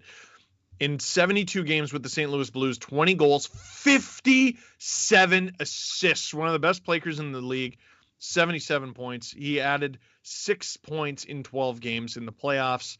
So that was a little disappointing for the St. Louis Blues. Remember, the team that ended up stopping them was the Colorado Avalanche. So maybe not bad. We take that with just a pinch of salt. But this guy is special, and he's only going to get better for the St. Louis Blues. For now, we know 8 years. Yep. And that's only going to take him to 31. It's perfect. Now, I mean, now they got Kyra to worry about next year, but I think this has real solid potential, especially as the Blues build out that forward group. But I like, to me, Thomas is just one of the more efficient playmakers in the league. It's interesting though, because in 2021 he got 12 points in 33 games. Then this year it's completely different. He's the one play driving. He's the one doing everything. And I'm pretty sure, Steve, you saw what the Leafs just did here too. The Leafs with another signing, the guy who won the cup and then destroyed it. Toronto signs Nicolas Aube-Kubel from the Colorado Avalanche. 1 year, $1 million. Oh, and my dog is walking in the room. He knows it's, hey, Iggy. He knows it's a big deal. Where are you going, bud? Oh, he just wants pets. He knows it's a big deal because the Leafs just made a deal. This is now the second player the Leafs have signed who was not qualified yesterday by their team. The Avalanche didn't qualify Nicolas Aube-Kubel. The Capitals didn't qualify Ilya Samsonov. In 67 games, ouch, my heart, he had 11 goals and 11 assists for 22 points with the Avalanche. In 14 games with the Avs in the playoffs, he had 0 points. But if you want to know about his impact, they did end up winning the cup. We do have a review in from producer Drew.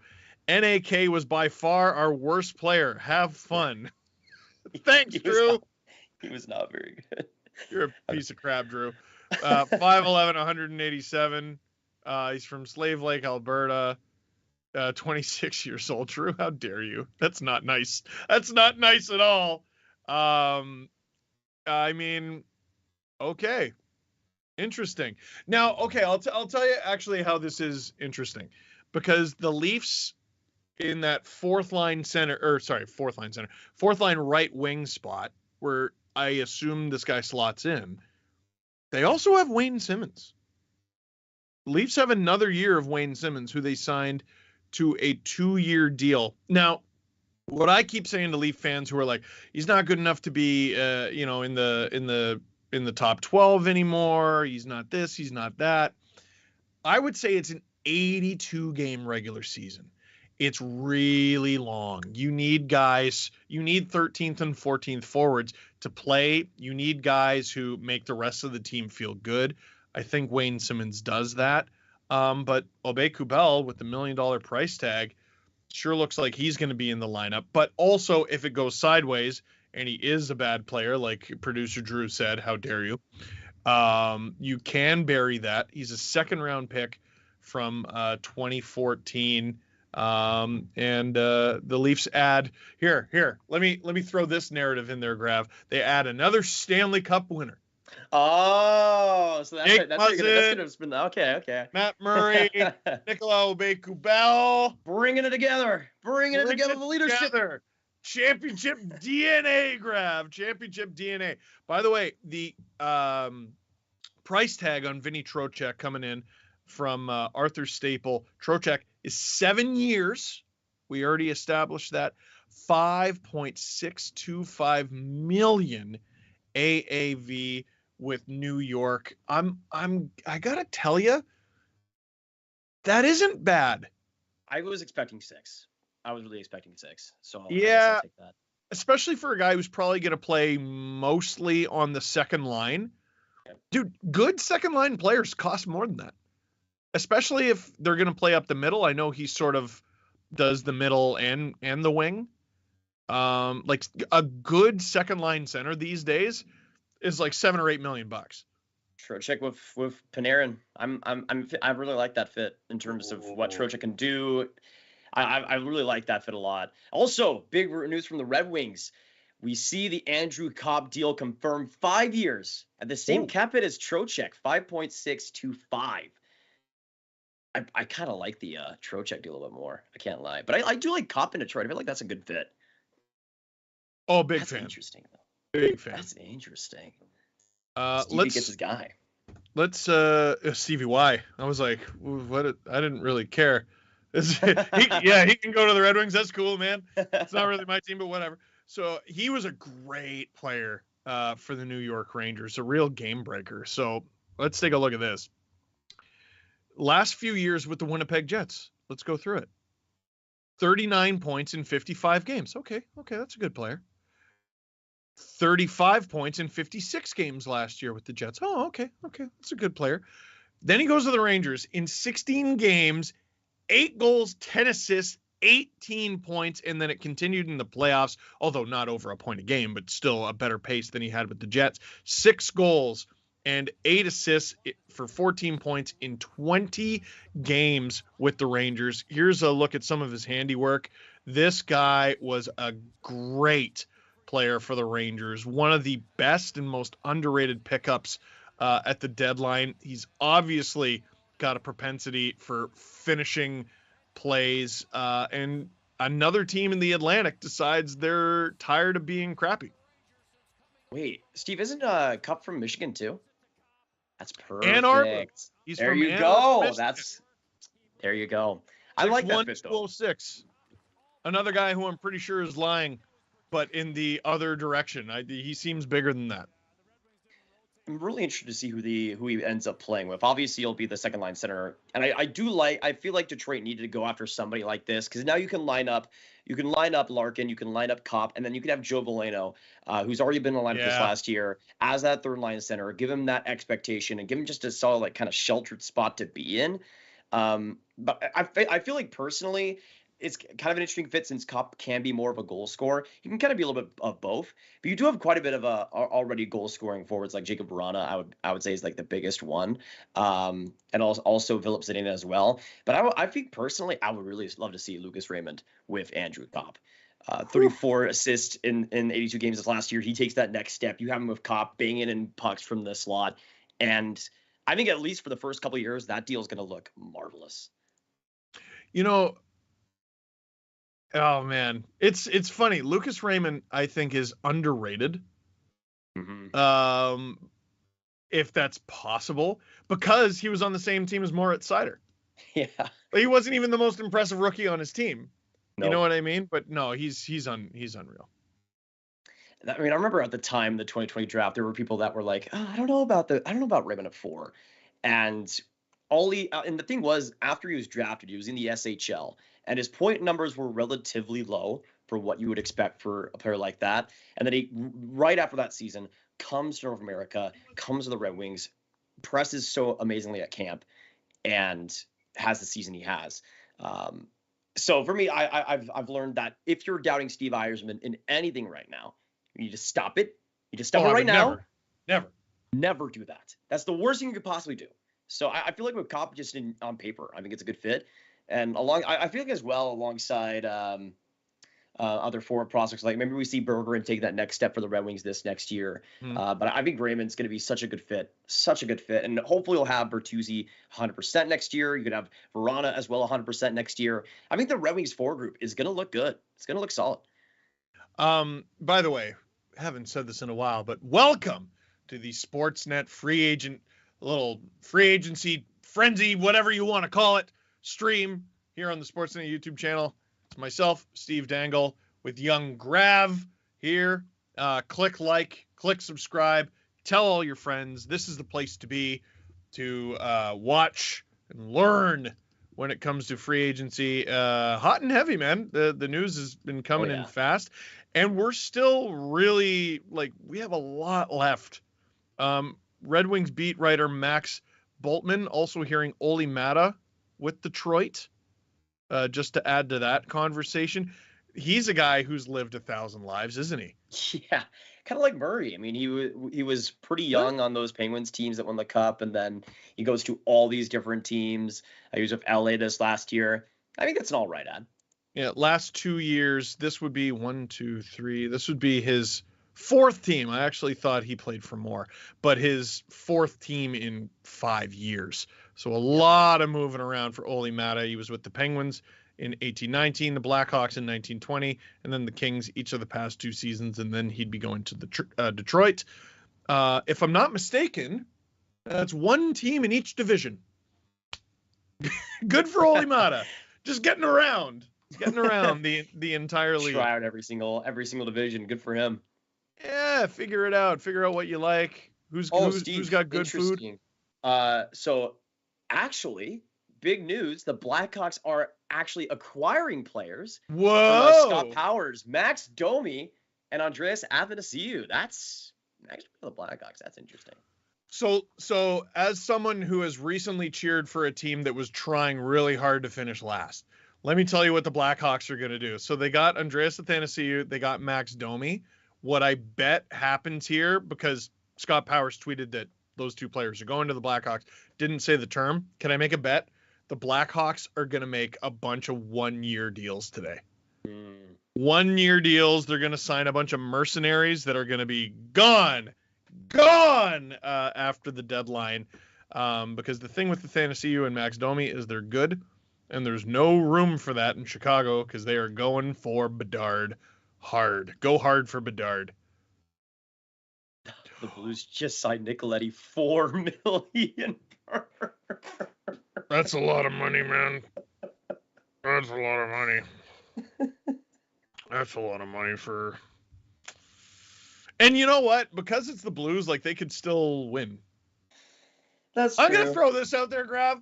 The Avalanche just won a cup with Jack Johnson. Okay, yeah, You know? you're right. You're right. But one player does not make it. Kill McCarr and Nathan McKinnon. Just saying. Fair enough. $4 million per. Let us know in the chat what you guys think about that. That's a rich $4 deal. million per. That's a spicy meatball. That deal. Good for him. Also, Ilya Lyubushkin to the Buffalo Sabres. There you go. Sabres loading up. Oh, I like the Russian Bear. I also didn't like the Russian Bear, but it was an interesting acquisition. The Leafs do need to get, like, one thing Ilya Lyubushkin provided that the Leafs definitely lacked is the Leafs really struggle to clear the front of their net. They're good defending in the neutral zone. They're good defending the offensive blue line. They're good defending their blue line. Once the puck is in their zone, it's there to stay. And they really struggle with the front of the net, and that's something that he helped with. What is this? Luke DeCock, draft pick, roster player, and prospect going to San Jose for Burns, per source. But who does Luke cover? I think it's the Canes. Is it the Hurricanes? I hope. Because I'm like, okay, he's getting traded, but where's he going? Wow. He does work in Raleigh. Yeah. News and Observer sports columnist. Interesting. So we'll keep an eye on that. We'll keep an eye on Brent Burns potentially going to Carolina. Also from Jam Gambardoro, hearing the Arizona Coyotes are on the verge of signing veteran. I can't believe this guy's a veteran now. Veteran forward Nick Bjugstad, and experienced defenseman Josh Brown and Troy Stetcher.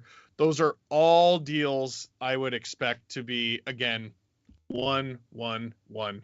Yeah. The Coyotes and Blackhawks, I think, are going to sign a lot of mercenaries, dudes who are probably going to get traded.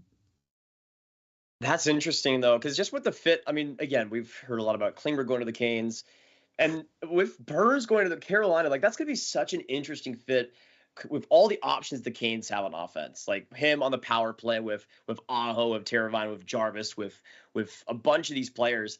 I feel like Burns could honestly, like, even a lot more so than Dallas. I feel like Burns could kind of, like, not revive his career because he's still decent, but like have a rejuvenation of his skill, of his consistency. I don't hate that for Carolina specifically, because I feel like they needed an offensive D-man. It was a little bit missed with, even though not signing Hamilton, I think for them was good, they still missed his offense a lot. And I feel like Burns brings something that they don't have a lot of.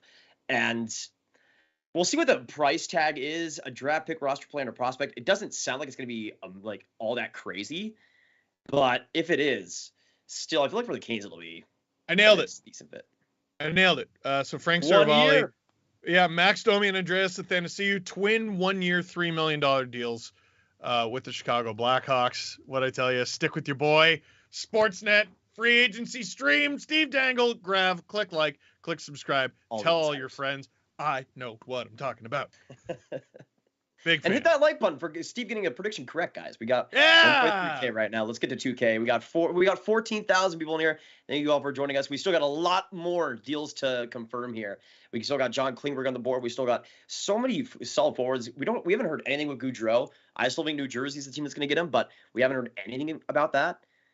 So we'll see what happens. No, it feels like the biggest names are really holding things up. Yeah. Haven't heard anything with Kemper. Haven't heard anything with Kadri. Haven't heard anything with Gaudreau. The Devils could have a massive day today if they get Kemper, who's top or second goalie available, and Johnny Gaudreau. I just have let me also know, everybody in the stream right now, where do you guys see Kadri going? Because I was talking to Steve and Drew before this. Where is Kadri gonna go? We have the Rangers with Trocheck. We have the Red Wings with Cop. Those are like two of the most interesting options. So He's where gonna is stay. Kadri gonna end up? I think It's gonna be Colorado. I think It's he's somehow staying gonna with be Colorado. Here's Nazem Kadri and some of his handiwork. The best season of his entire life with the Colorado Avalanche. Mm-hmm. Goodness, the silky hands have always been there. Ugh, just mangling Karel Vejmelka there. He can mess with guys at the front of the net. That was a hilarious goal. I remember. Scored a heroic. Is this it? No, it's not. This is the Blues. I think this is from the hat trick that he had against the Blues in the playoffs. I mean, this guy is the belle of the ball up front today. I compare it. I don't know if it's the greatest comparison, but I compare it to when Brad Richards was a free agent. Because is he a number one center on most teams? I don't know. Can he? Yes. Is there anyone better available? No. So a lot of players I think are going to get paid based on what Kadri gets paid. At least that's what I thought heading into today. Yeah. Because right now it appears like Kopp just signed 5 years, 5.625. Vinny Trocheck just signed for the exact same cap hit. Those two guys I would have thought would have their income completely dependent on what Kadri ended up getting. But they're not waiting around for Kadri's cap hit to come out. Well, why is that? Why is that? To do the meme. Why is that? I'm going to throw it out there. My theory, and producer Drew is going to like this. I think it's because he's going to take less to stick around with Colorado. Why can't the Central Division just have some peace? Like that's all I want. I will say for one underrated pick for Kadri, I originally had them maybe as a fit for Giroux. That's obviously not going to happen now. But the team that I think, if it's not going to be Colorado, I think the team that ends up getting Kadri, and I know it might be sounding crazy here, is the Anaheim Ducks. I just have a feeling they need to add somebody. Their center situation is Zegras and Henrique. If they want to make that better, they have $39 million in cap space. Do something, Anaheim. You lost on Giroux. You lost on Trocheck, Kopp. The only one really left is Kadri. So I think it's between Colorado and the Ducks. And I'm just going to say this. If the Ducks offer more, if they offer more term, going to an Anaheim team that's on the up and up, going and living in Anaheim, if I'm Kadri, I think I take that. Sneaky so Connor Bedard team. Sneaky Connor Bedard team, the Anaheim Ducks. Him and Zegras. Yeah, oh, that'd be so nasty. So this is a special request that we got here from a fan of the Buffalo Sabres, a notorious fan of the Buffalo Sabres, Dwayne from Buffalo, Dwayne Steinel. He said, how should I feel about Ilya Lyubushkin? So as it has been put, who was it who tweeted it? From Micah Blake McCurdy, Ilya Lyubushkin, 2 years times 2.75 in Buffalo, is the destroyer of offense. Now, he's the destroyer of offense at both ends of the ice. Now, he had one goal in something like 200 games before he came to the Leafs, where he then got, I believe, 2 goals. So it was hilarious. He did have a couple plays where I was like, Ilya Lyubushkin did that? He has a shot that I wish he used more because it is surprisingly hard. He can hit you hard. He can move bodies from the front of the net hard. Skating, not the best. If another team is coming in on the rush, it might be a problem for you. So if the Sabres can defend the rush before it gets to Lyubushkin, I think they'll be okay.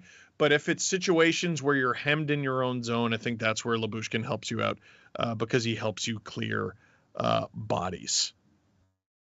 Also, apparently from Elliot Freeman, Eric Comrie to the Sabres. So they're getting more.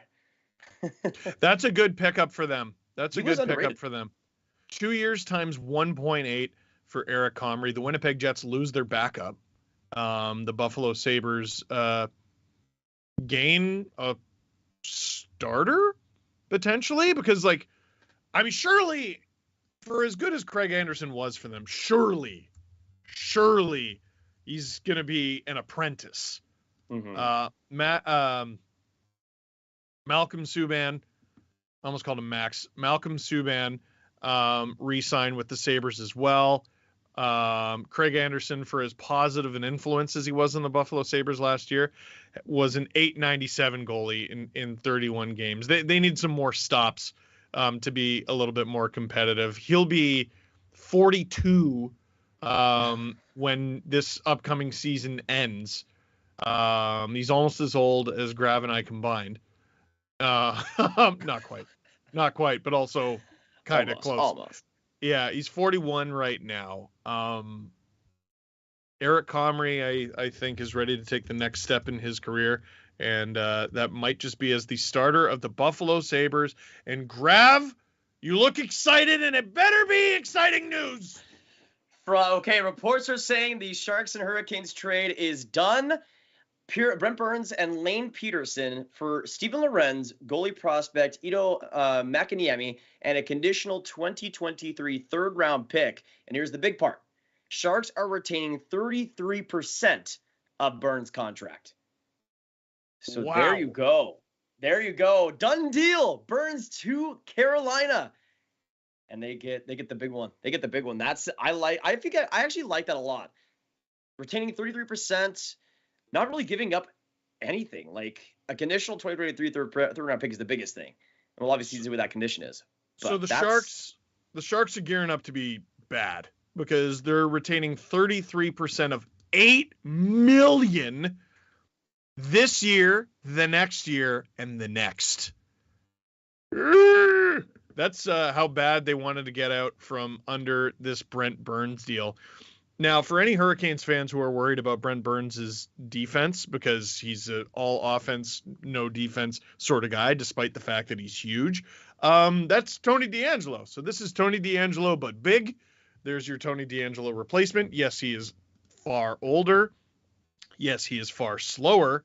But the dude just puts up offense. 10 goals, 44 assists, 54 points in 82 games for the San Jose Sharks last year. For all his warts, he still has a lot of offense in his game. And producer Drew telling us this is a big one. Yep, Canucks. Good for him, man. Ilya Mikheyev to the Vancouver Canucks, 4 years, $4.75 million. This dude we talked about Ilya Lyubushkin being where offense goes to die. Mm-hmm. Ilya Mikheyev was where offense went to die until this past season. So I can walk you through his journey a little bit, Vancouver Canucks fans, to help you out. So he's with Avangard Omsk of the KHL. He signs a deal with the Toronto Maple Leafs. No one in Toronto knows who this guy is. He's an undrafted guy out of Russia. No one knows who he is. The first picture we see of this guy is he's outside of a breakfast restaurant that's like next to the Leafs practice facility with Mike Babcock, and they're talking about putting this unknown on the top line. None of us understand it. He scores in his first game, and you know what? He's actually pretty good, and he was getting better, and he was figuring it out, and we saw how fast he was. But we saw that he was slowly learning to put together the offensive part of his game.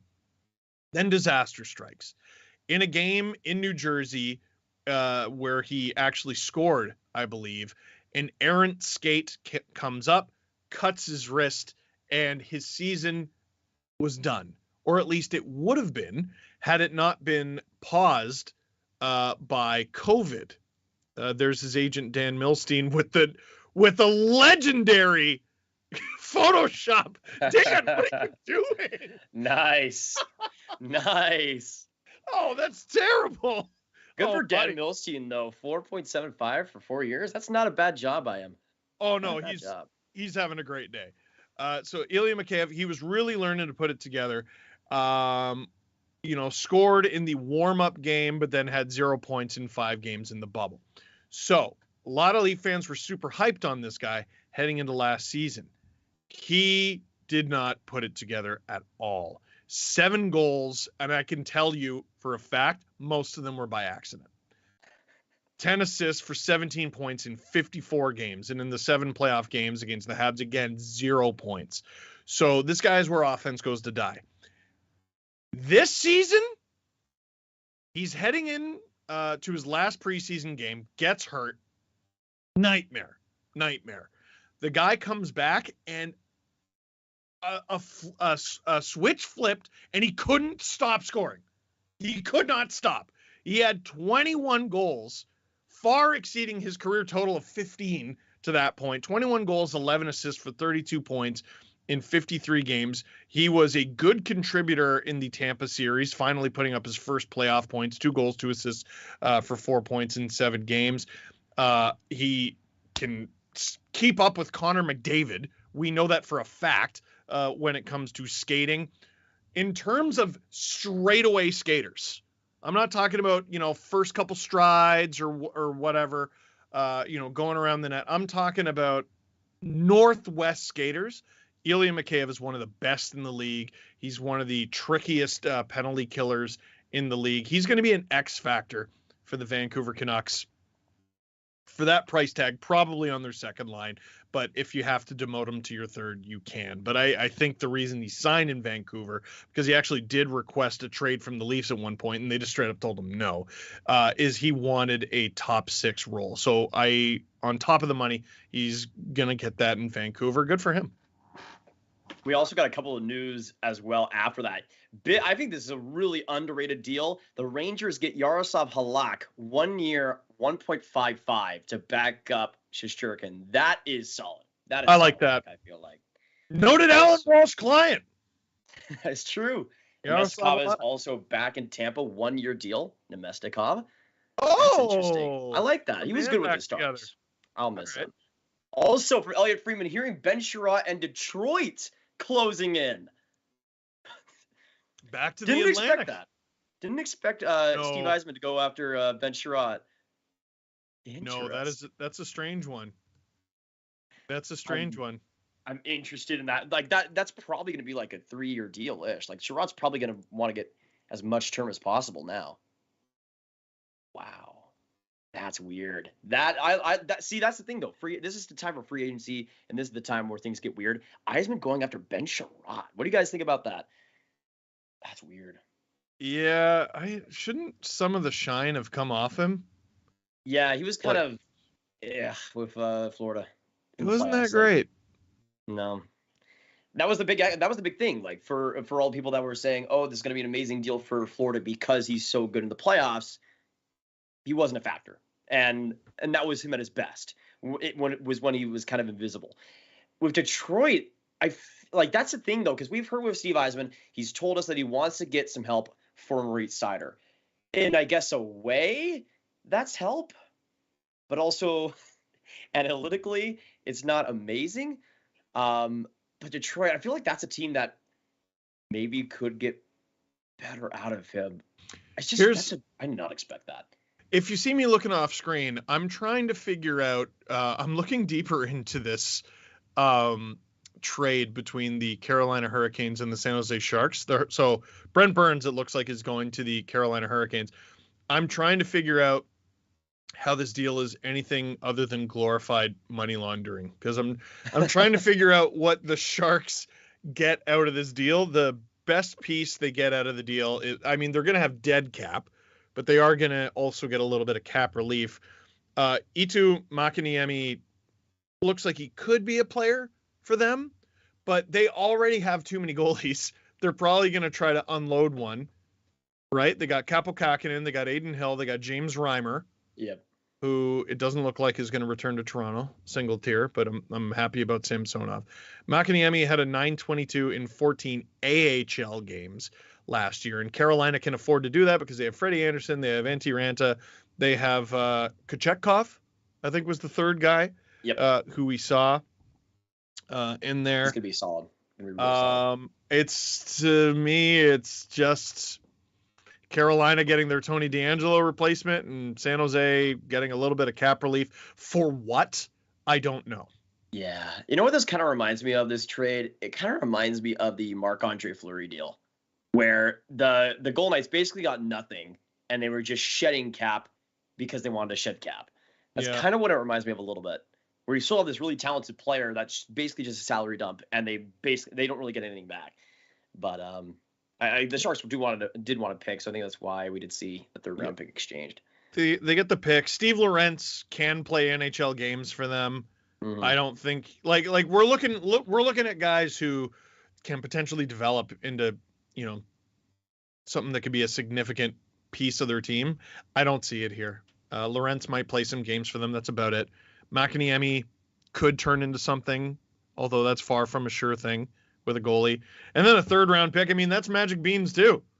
Yeah. And the pick is conditional, though. I am curious to see what that means. I wonder if there's going to be potentially a retirement provision in there. Is there going to be a games played provision in there? Is it going to be playoff success based?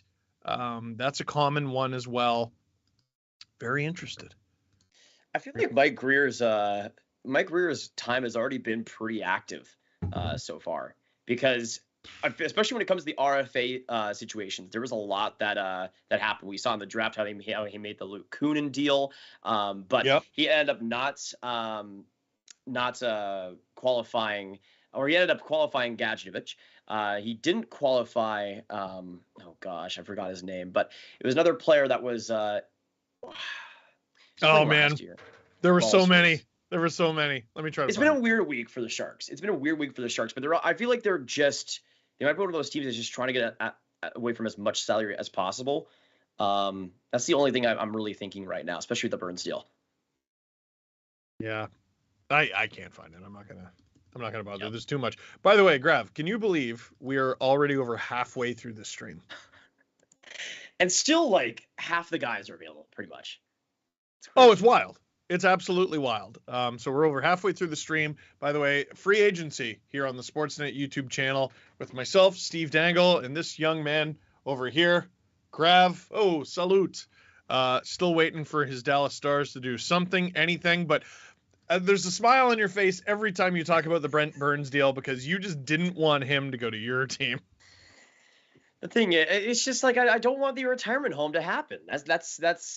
I feel, for me, I'm kind of like outspoken in the fact that I want the Stars team to just suck this next year and then be good in 2024 because of how good a Connor Bedard would be on this team. But at the same time, again, Jim Nill's job is basically on the line right now, so I don't really blame him for trying to do the most. But it's kind of interesting, though, because the Stars haven't signed anybody. They obviously didn't get the Brent Burns deal. I mean, there was a lot of chatter like yesterday night and this morning that the Stars were making serious progress in the Burns deal. That obviously fell through, and we saw Carolina come up and take it away from them. And now with Manson gone, now with Ben Sherratt gone, I think there's a good chance the Stars just circle back and sign Klingberg at this point. Honestly, like, there's not that many defensemen left, at least high-profile guys, and unless they make another trade or they get somebody, I feel like Klingberg might be going back to Dallas right now, or at least the Stars might be trying to make that work again. Another reminder to always watch the blue check mark, and always watch who's actually being serious, and don't just retweet everything you see. Because Heat Daddy on Twitter saying Bruins circling on Brian Gionta. Gionta must waive his no-move clause from Frölunda. Which I thought, I don't know, that's free agency humor. I was laughing. Exactly. For Freeman, the Ducks actually did something. The Ducks actually did something. Frank for Toronto, 3 years, 3.65. I mean, it's not Kadri, but I think it's a solid ad. He was pretty good for the Rangers. The Leafs Adam Gaudette. There's the third guy now who the Leafs have signed, who was not qualified by their team. Adam Gaudette wasn't qualified by the Sens. Yeah. I believe he was on the Sens. So there's another part of the Murray deal. So really, it's like, no, I'm not going to be that guy. Adam Gaudette is, so what the Leafs are trying to do with the Aubé-Kubel signing and now with Gaudette is they're trying to get hard-working forecheckers. So Gaudette is he's svelte, 6'1", 170 pounds, but this dude flies, absolutely flies. And listen, there's no illusion of offense. If there was an illusion of offense, it would come from the 2019-20 bubble season. 12 goals, 21 assists, 33 points in 59 games. But this past season with the Ottawa Senators in 50 games, he had just 4 goals and 8 assists for 12 points. But this dude flies. So some of the speed that the Leafs lose with Ilya Mikheyev, I think they just made up with Adam Gaudette. I notice him every time he's out there. He's 1 year league minimum, but I also am not totally convinced this guy's going to be an everyday player for them, but he could be the Jason Spezza replacement there on fourth line center. Drew just texted us as well. Apparently, from Adrian Dater tweeted out Burakovsky. That was Burakovsky may be on his way to Seattle. That is a fit that I've been thinking of for a while. We know that they want to get some more offense on that team. So they've added Schultz. Apparently are going to add Burakovsky. I really like that fit, though, for the Kraken. That could be interesting.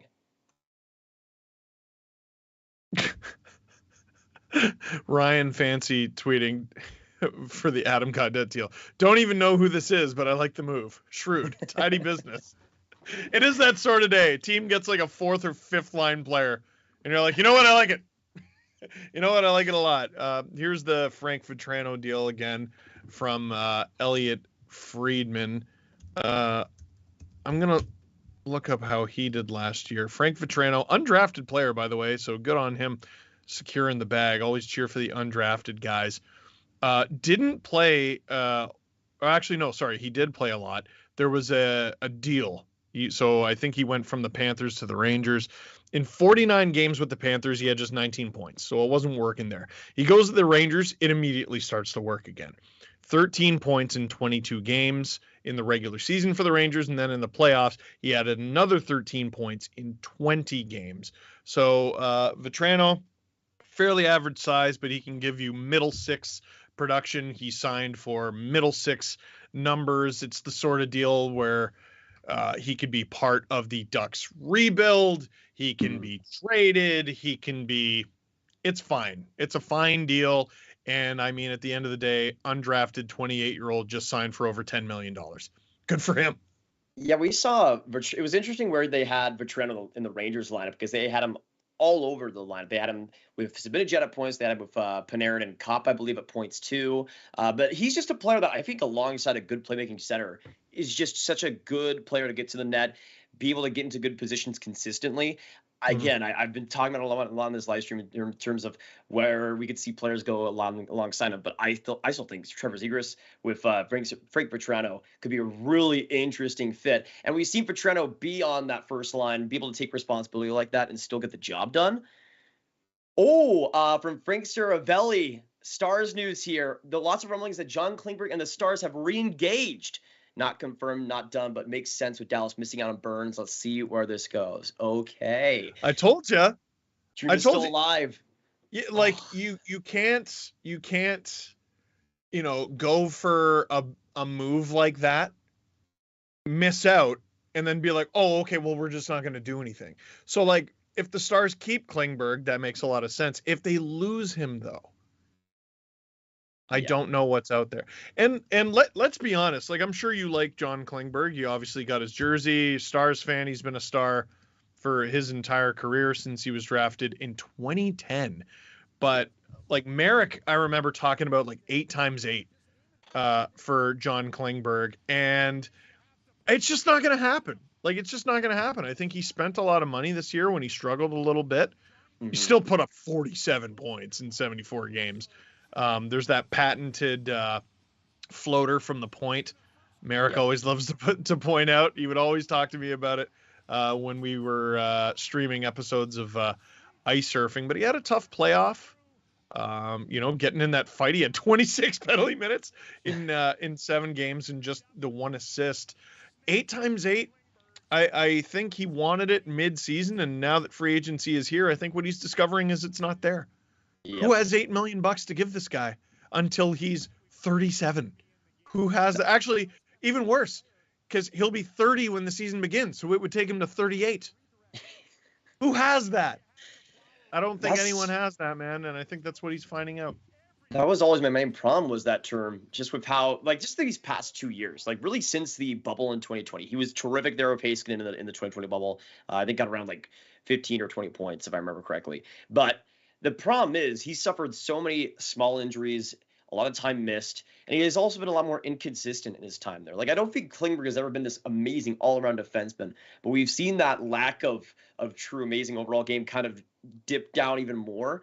And I just feel like if you give him 7 years, like, that's a player that's just a bad contract waiting to happen. And even though I like Klingberg, I just don't know if by even that 4th year, if that's going to look okay at all to me. But we'll see what happens. It feels like two parties who can go to each other a little hat in hand, if that makes sense. The Stars obviously tried to get something done with Burns. It didn't work. Klingberg tried to get something done by going to market and tried to really secure the bag. It didn't work. I kind of wonder if both parties just have a really honest conversation with themselves and they say, listen, you need to be a star for life. How do we make that happen? Great.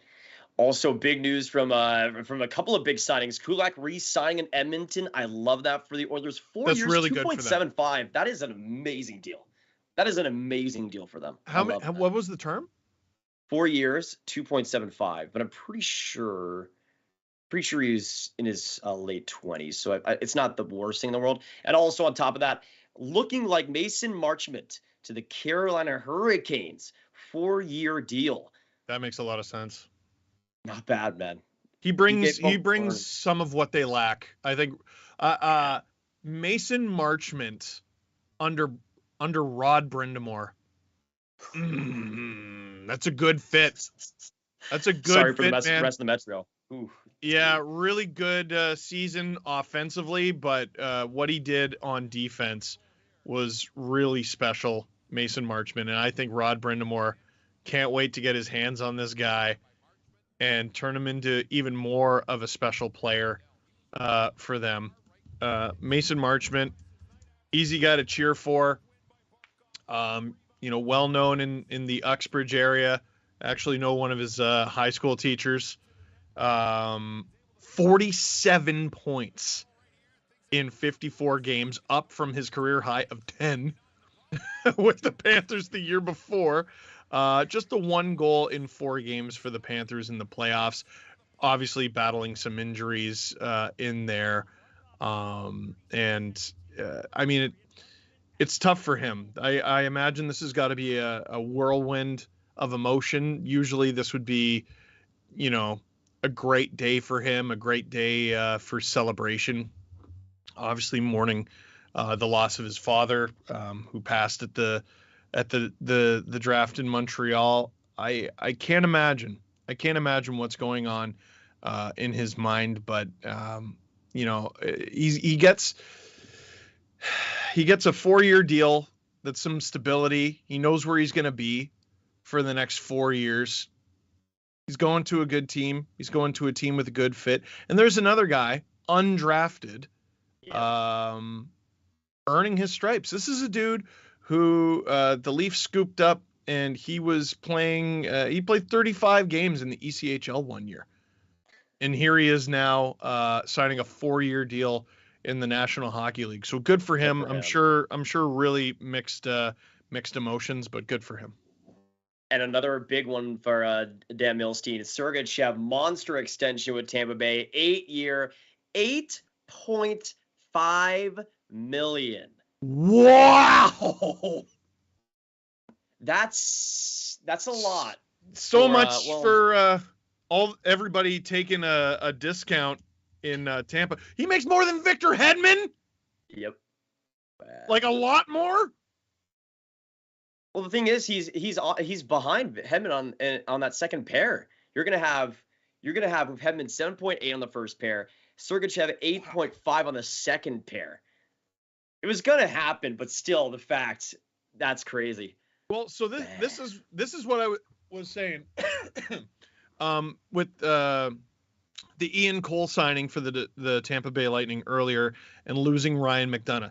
The time has come for Mikhail Sergachev to now be the permanent second option behind Victor Hedman. And as that contract goes, I mean, they're going to maybe split time a little bit as Hedman ages. And by the time this deal is done, 8 years, he could be Tampa's number one option ahead of Hedman. I know that's difficult to picture because Hedman is obviously one of the most dominant players in the National Hockey League, but Mikhail Sergachev, goodness gracious, the two-time Stanley Cup winner, 10 points in 23 games in these playoffs, 38 points in 78 games in the regular season, and he did that essentially from the third pair. Yeah. It's a special player. You never know, man. Like, no offense to Ryan McDonagh, obviously. It's a great player.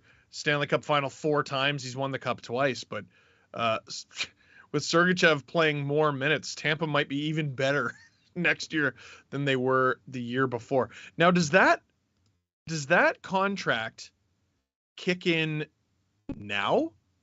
No, he's still got 1 year left. Year. Yeah. So he's still got a year left. He's played. That's unreal. He's still got a year left. He's only 24. Oh my god! And how much hockey has he played? How much hockey? Like, that's what I was looking up. He's much. He's played 362 regular season games and 92 Stanley Cup playoff games, and he's only 24. Preposterous. So that's a lot of money, but like that might be, 8 years. That could be league min by the time he's done. That's true, and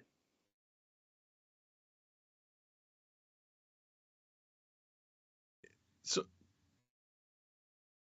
yeah, producer Drew and producer Nick adding to the conversation. Like, listen, so I don't think Sergachev was signed for too much because Cale Makar signed for 9. That's what they're trying to say. What I think we should be focusing on is Cale Makar maybe shouldn't have signed that extension when he did, because I mean, if he signs it now, that dude's getting like 10, 11, 12 million dollars. He just won the Norris. He just won the Conn Smythe. He's like 16 years old or whatever. He's got his entire life ahead of him. That is absolutely unreal for Cale Makar. And question from Drew, is this the first time Tampa has overpaid for someone? No. I think you got the Colorado glasses on. I think you got the hater glasses on, Drew. Not being a hater. This is the first time Tampa has paid market value for someone, not overpaid. This is the first time they didn't get unbelievably lucky and just paid what everyone else is. That the thing is though with Makar is I'm pretty sure he's signed for 5 more years and he'll be a UFA at like 28. So he's gonna get that next deal is going to be the one that look at this like 13 million. Grav, look at this. From Sportsnet stats, teams have already committed 158 million American. That's a big deal for me. In UFA one-way contracts in the first hour of signing. Yes, absolutely. Get the John Cooper money in there. That is we got to do our John Cooper impression for Mikhail Sergachev. There we go. One of those signings, by the way, tweeted by the Vancouver Canucks themselves, Dakota Joshua. So for some Leafs fans, this is the one who got away. They actually did a good job drafting this guy at Dearborn, Michigan in the 5th round, 2014. But they just let him walk and they weren't able to keep him. The 6'3", 206-pound center had 16 points in 30 games for the St. Louis Blues. So this is going to be his first real crack at, I guess, sticking in a lineup for a full season with the Vancouver Canucks. He was good in the American Hockey League too. And he had 15 points in 18 games in the Calder Cup playoffs for the Springfield Thunderbirds. The Thunderbirds aren't a team yet of the American Hockey League. So there's another good one for the Canucks. I like their moves. Oh, Anthony Cirelli. Holy, another big one another 8-year one by Are you kidding? 6.25. For Anthony Cirelli? That's good. That's an amazing deal. That hurt my feelings. That's an amazing deal. Oh my God. That looks silly now, let alone in like 3 years. So Anthony Cirelli is the same age as Mikhail Sergachev. He's also 24. He's got another year left at 4.8. Dude, this guy's barely getting a raise. He's not even getting a $2 million raise on top of what he's getting. Now, he's never going to be an offensive dynamo, probably, or at least he doesn't need to be. He's playing behind Braden Point forever and ever, amen, who makes 9.5, and he's going to carry the lion's share of the offense. But he scored one of the most important goals of the playoffs for the Tampa Bay Lightning. The Leafs were about to eliminate them in 6, and he scored the overtime winner in Game 6 in that game. 8 points in 23 playoff games this year. Like Sergachev, has played 92 career playoff games already, 294 games in the regular season, and it would be more without injuries. It would be more without COVID. Mm-hmm. That's a banger of a deal for the Tampa Bay Lightning. Oh, this is important as well because we were wondering with the Ryan McDonagh deal and not re-signing Andre Palat, what would Tampa use that space for? And the thing was, I wanted to see them trade Killorn, but that wouldn't have shored up any space after this next year. They needed space after this next year because of Cirelli and Sergachev both being RFAs. So you see that space with McDonagh gone. You see that space with Palat now gone. And those are two fundamental part of the teams that are off the roster, two big contracts that they didn't sign, but they go for the younger defenseman and they go for the younger forward. And Cirelli and Sergachev are staying in Tampa Bay. So that is what they were doing all this time, getting rid of McDonagh, and they're able to get those deals done. Marvelous. Dude, they're going to be great forever. They're both 24. They're both 24. The Tampa Bay Lightning have a core, and they already have under contract their next core. Mm-hmm. Like, they have their core of, like, Stamkos and Kucherov and Hedman, and they already have Cirelli and Sergachev and Point, and oh my God, they're going to be great forever. The sun will never set on the Tampa Bay Lightning. They're the modern day Detroit Red Wings of the 90s. Nick says, Can Leafs go back to the North Division? Don't want to be in the Atlantic anymore. I honestly, well, like, based on how last season went and you know, how it could go this year, the Leafs should be competing to win the Atlantic Division. And again, don't laugh at me. I'm talking about the regular season. They should be competing to win the Atlantic Division. They should be competing for the President's Trophy. But these monsters, these under the bed, hiding in the closet, scary monsters are going to be in contention for the Atlantic forever. I feel like they're destined to do this forever. Really, really, really good job. One guy hitting the market, though, for the Tampa Bay Lightning, who I thought was underrated, is Jan Ruda. I saw that out there on Twitter. He's like the noted Alan Walsh client. Oh, yeah. Besides Klingberg, I think he's probably the best D-man left right now. So that'll be That's a tough market, right? And you can see why Dallas is like, what if you still want to dance? Yeah. That's a tough one. That's a tough one for both of them. Right? Yeah. And it's 1:25 Eastern. Like, you see how quickly all this is drying up? That's the thing, though, for Tampa, because now they got Nikita Kucherov for the next 5 years. They got Braden Point for the next. They got Point for the next 8 years. They got Nicholas Paul for the next 7 years. They have Sergachev for now the next 9 years. Him for the next 3. Eric Cernak got an 8-year extension as well from producer Nick. 8-year extension, 5.2 for Cernak. Official from the Lightning. Okay. Are you maybe we gassed them up a little bit too. That's crazy though. That's a little bit much though. Just a little, like 5.2. Oh, 8 times 5.2. Okay, so here's the thing though. Eric Cernak is made of adamantium. Yeah. That dude is like one of the best shot blockers in the entire league after this past year's playoffs. He's 25, so in Lightning terms, he's old and garbage. He's 6'3", he's 230. He's not an offensive dynamo at all. He had a goal and an assist in 23 games in the playoffs. 13 points in 55 games. But, I mean, that's Sergachev and Hedman's partner. He's going to play with one of those two guys for the rest of his life. And we know he can do that because we've seen him do it, and he's good enough at doing it to win cups. We know this because we've seen it. He's 25, so he's probably not going to get worse for quite some time. So are you kidding me? The Lightning signed 3 8-year deals today, and Cernak is going to be the oldest at 33 when they're done. Julian Brisebois might be having the best day so far, and he's only added Ian Cole. The only guy he's actually Ian Cole and Vlad Nemestikov. But to lock up this core, like no assembly required. And now it's funny. These things get clipped, and we might be looking at this years down the line, and we're going to say, look at the Lightning. They're in cap hell. They're trapped.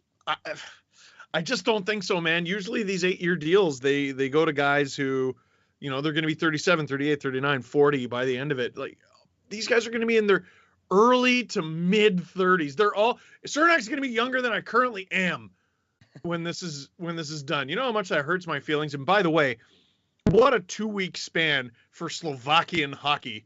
Yep. As Cernak gets one of the richest deals in Slovakian hockey history. Zdeno Chara exists, and so does Marian Hossa. But not bad for the second-round pick from 2015. Good for the Slovaks. Also, Good. Justin says Tampa officially blowing it up in 2029. So, yeah, we'll have to talk about. They were only able to get 5 cups out of that core. Oh, it's horrible. Might even be more. Brisebois sucks. Dude, worst year. That is absolutely ridiculous. Man. Any news of Sherratt of the Wings yet from Joseph? We did hear there's a connection. We don't know what that term or contract looks like, though, yet. Who is this? Yet. Sherratt. Oh, Sherratt. I have a feeling that it's going to be... I still feel that's going to be like a 3 or 4 year deal. I just can't get over Brisebois, though. Like, that's just that 10-minute span. He just did every single thing. Every single thing. He's like, yep. Gets every single contract. That's done. That's 2016 as well. That's it. The Lightning did their best work by not losing a player. So in 2016, it was Steven Stamkos. And today, it is Cernak, Cirelli, and who else? Sergachev. No. I think it's glitching, but I see Oprah. You get an 8-year. You get an 8-year. You get an 8-year. Don't die on us, Oprah. It didn't work. Way to go, Nick. Can we get some F's for Oprah in the chat, y'all? Appreciate it. She's in a rough place right now. Also, Colton is another RFA for this next year. If Brisebois wants to sign another RFA a year ahead of time, I mean, Colton's also available. Another 8-year deal, make it happen.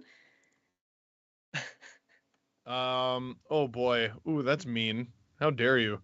So Zach Lang, as we wait for Johnny Gaudreau, Zach Lang on Twitter for Oilers Nation pointing out that Johnny Gaudreau's last shift as a member of the Calgary Flames was being on the ice for McDavid's series-winning goal in the Battle of Alberta.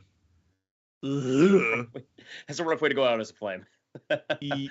Yeah, just a little bit. Oh my goodness. So this is from last night, I believe.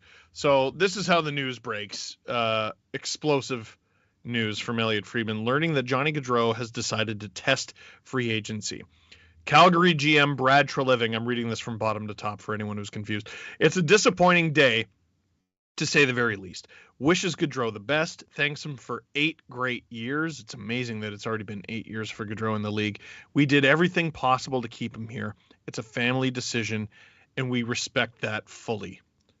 Gaudreau's agent, Louis Gross, said the Flames did everything they could. This came down to a family decision. And I mean, at the end of the day, it doesn't need to be anything against Calgary, the city. It doesn't need to be against the direction. Home is where the heart is. And some people are excited to leave home. Other people can't wait to go back. And Johnny Gaudreau, I mean, listen, he's the top 1% of the 1%. A fraction of a percent of the hockey players in the world ever make the National Hockey League, and a fraction of that fraction become superstars. Why should he spend a moment of his life unhappy? You know what I mean? Why should he spend a moment of his life? What has all this hard work been for?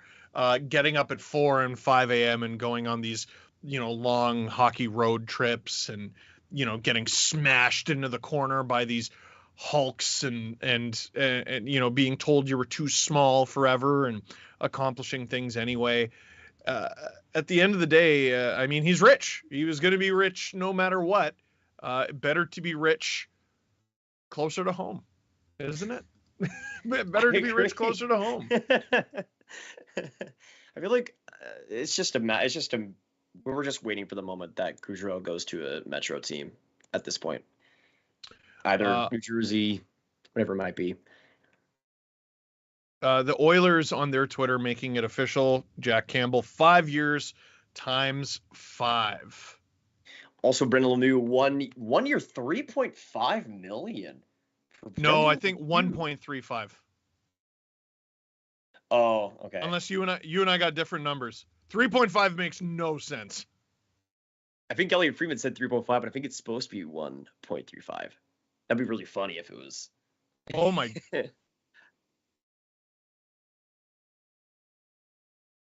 Frank said 1.3. Elliot must have made a mistake. Yeah. If it is Lemieux for 3.5, then we're gonna be. Oh, Zach Hyman as well, tweeting smiley faces, quote tweeting the Campbell announcement. Good for them. Yeah, Lemieux had 13 points last year. I don't think he signed to 3.5. And also wasn't qualified yesterday.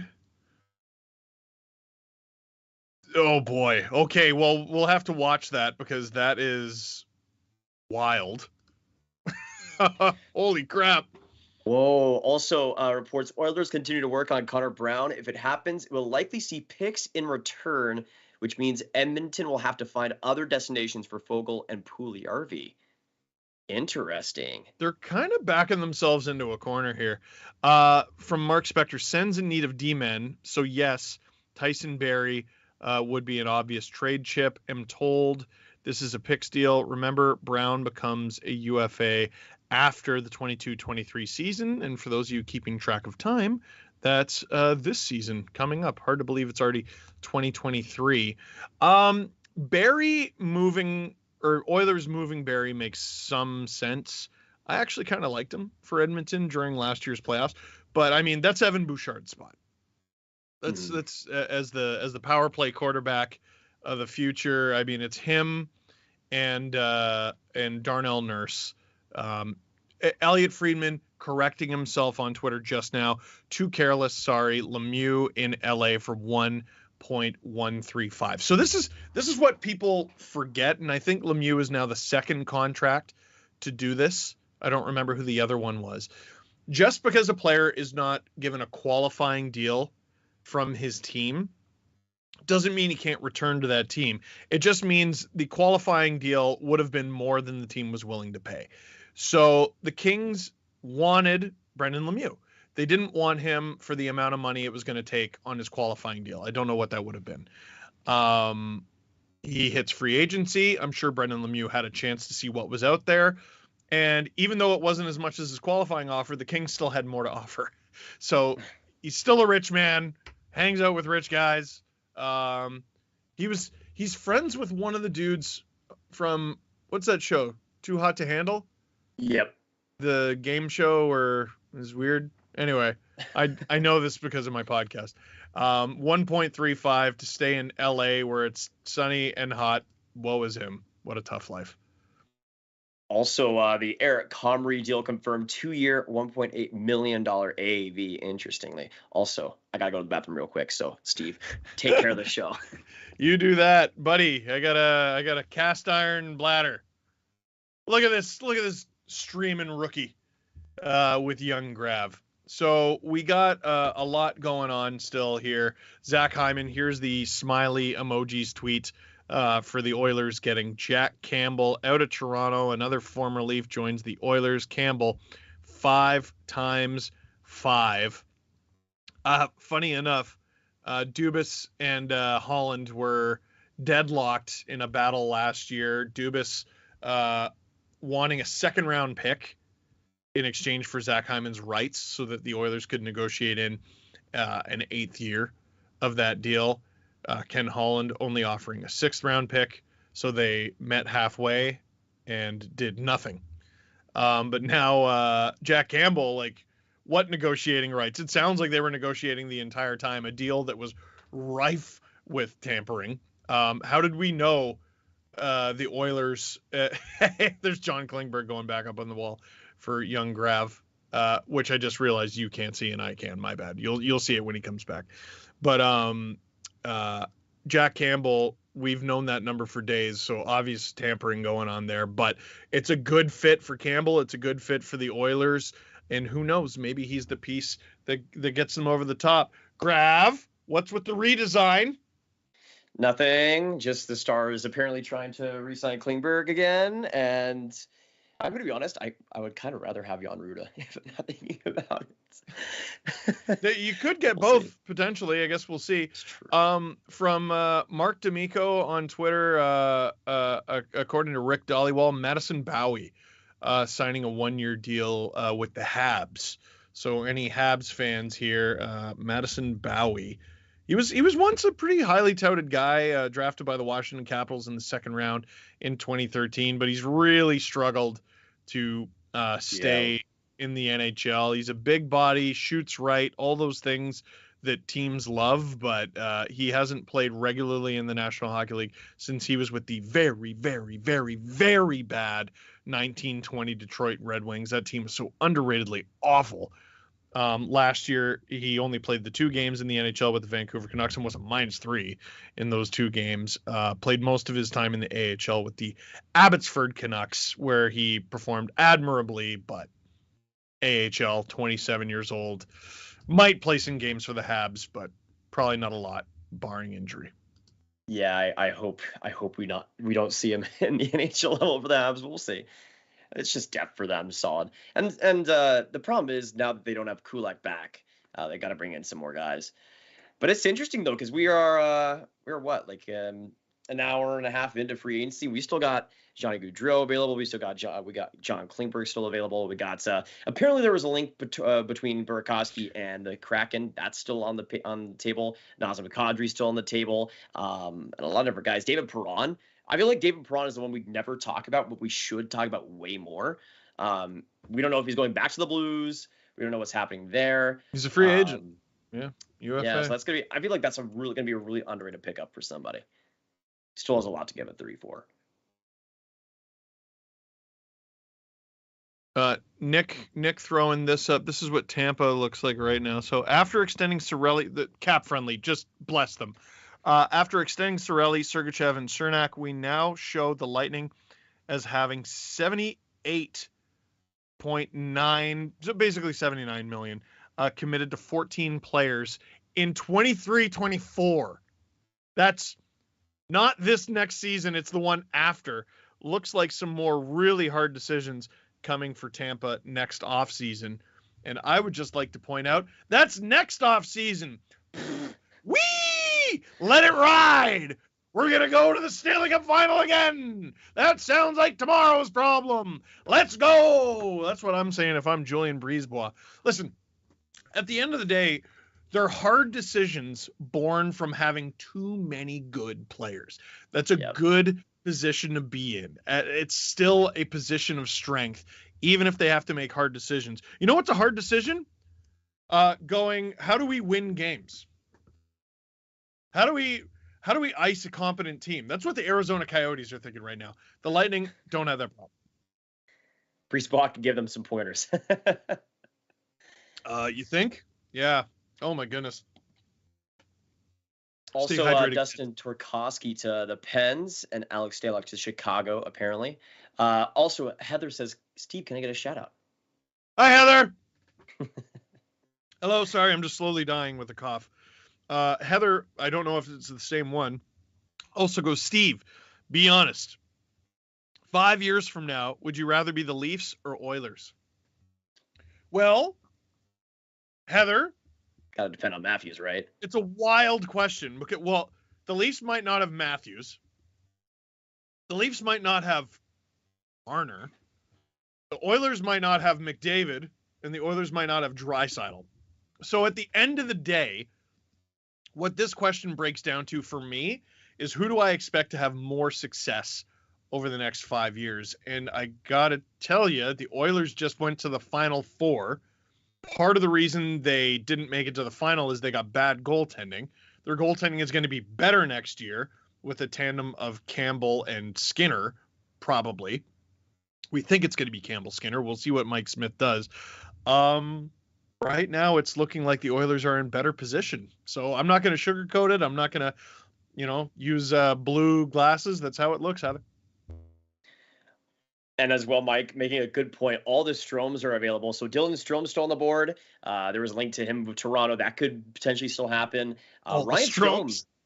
Yeah, Ryan Strome's still on the board. I'm pretty fascinated to see where he goes because now it's Kadri and really the Stromes is like the big centers now. Not a lot left. So this is some of Strome's handiwork. Listen, He's a good player. He's a good player, but I was seeing that's him rumors... hitting the nets. Love to see that when he hits the net sometimes. This is, excuse me, this is the thing. That's not something you should be saying about a guy who's rumored to be in on like long deals. Yep. Getting, $6.5, $7 million. When I saw that out there, I was like, Ryan Strome? He's a good player, but I'm not sure he's that. Like that just strikes me as a prototypical free agency overpay. Mm-hmm. And listen, he's a good player. He's a good player. You get him, he'll make your team better, but does it make sense against the cap? I don't know. He's a good player to slot around a superstar. Like him and Panarin have done great things together. But I also think if you're paying him to be the second line center who drives play and is the guy on the line, he's going to be one of the more overpaid players on your team. Like to me, I think Strome could just be this good complementary positional player that didn't miss the net that time. Good for him. But also I think just is just rather. We got a big one. Oh, we got a big one. Darcy Kemper, 5 years, $26.25 million with the Washington Capitals. So let me just do a little bit of quick math. I already know he makes more than Jack Campbell now. 26.5. Nope, wrong. 26.25 divided by 5 equals 5.25 million against the cap for the next 5 years for the Washington Capitals. So it'll be Kemper, Vanacek. Well, or no, it won't. Sorry, Vanacek. We're not going to make the mistake twice. Oh my God. That's the problem though around this year. Like everybody says, oh, you forgot that Vitek Vanacek got traded to the Devils. I'm like, I'm sorry. I forgot that Vitek Vanacek was traded to the Devils, but just slightly above. I expected Kemper to get 5.5. I was expecting him to get 5.5. I think for the Capitals, that's a really good fit. He's won before, and Washington is trying to get back to that level. I mean, that's exactly what they need. Exactly. I'll say this. I'd rather have Kemper at 5.25 for 5 years than Campbell at 5 years, $5 million. So here I am looking at the Washington Capitals cap-friendly page, and I'm like, okay, so who's their backup? And I'm just looking, and it's got all their forwards, and I'm like, okay. It's got all their defense. I'm like, okay. And then it just goes straight to injured reserve because they don't have any goalies up on their main roster. So it'll be Darcy Kemper as the undisputed starter there. They have a few options for backup. They got Zach Fucali on side. Zach Fucali, who played some games for them. I don't know if they think he can be a full-time backup for them. There are other goalies available, but I thought Jack Campbell would get the biggest goalie contract of the day. Turns out the guy who just won the Stanley Cup is going to get more money. That makes sense. That makes sense. So Darcy Kemper absolutely and completely securing the bag after winning the Stanley Cup. Grav, guess what overall pick Darcy Kemper was? Guess what round? We'll start with the round. I thought he was undrafted. He was not. He was drafted by the Minnesota Wild in 2009. So he's 32. This deal takes him to 37. Okay, then I know he was a kind of late pick here. I'm gonna go 5th round, 100 and trying to figure out what numbers are in the 5th round. 42nd. Even later, 6th round, 161st overall. There you go. Any Leaf fans in the chat? Jerry D'Amigo went 158th that year. Grav, the next pick, 159th, was Curtis McKenzie, who laid a cup of coffee in the NHL. Good Ottawa pick, had the next pick, Corey Cowick, and then the next pick.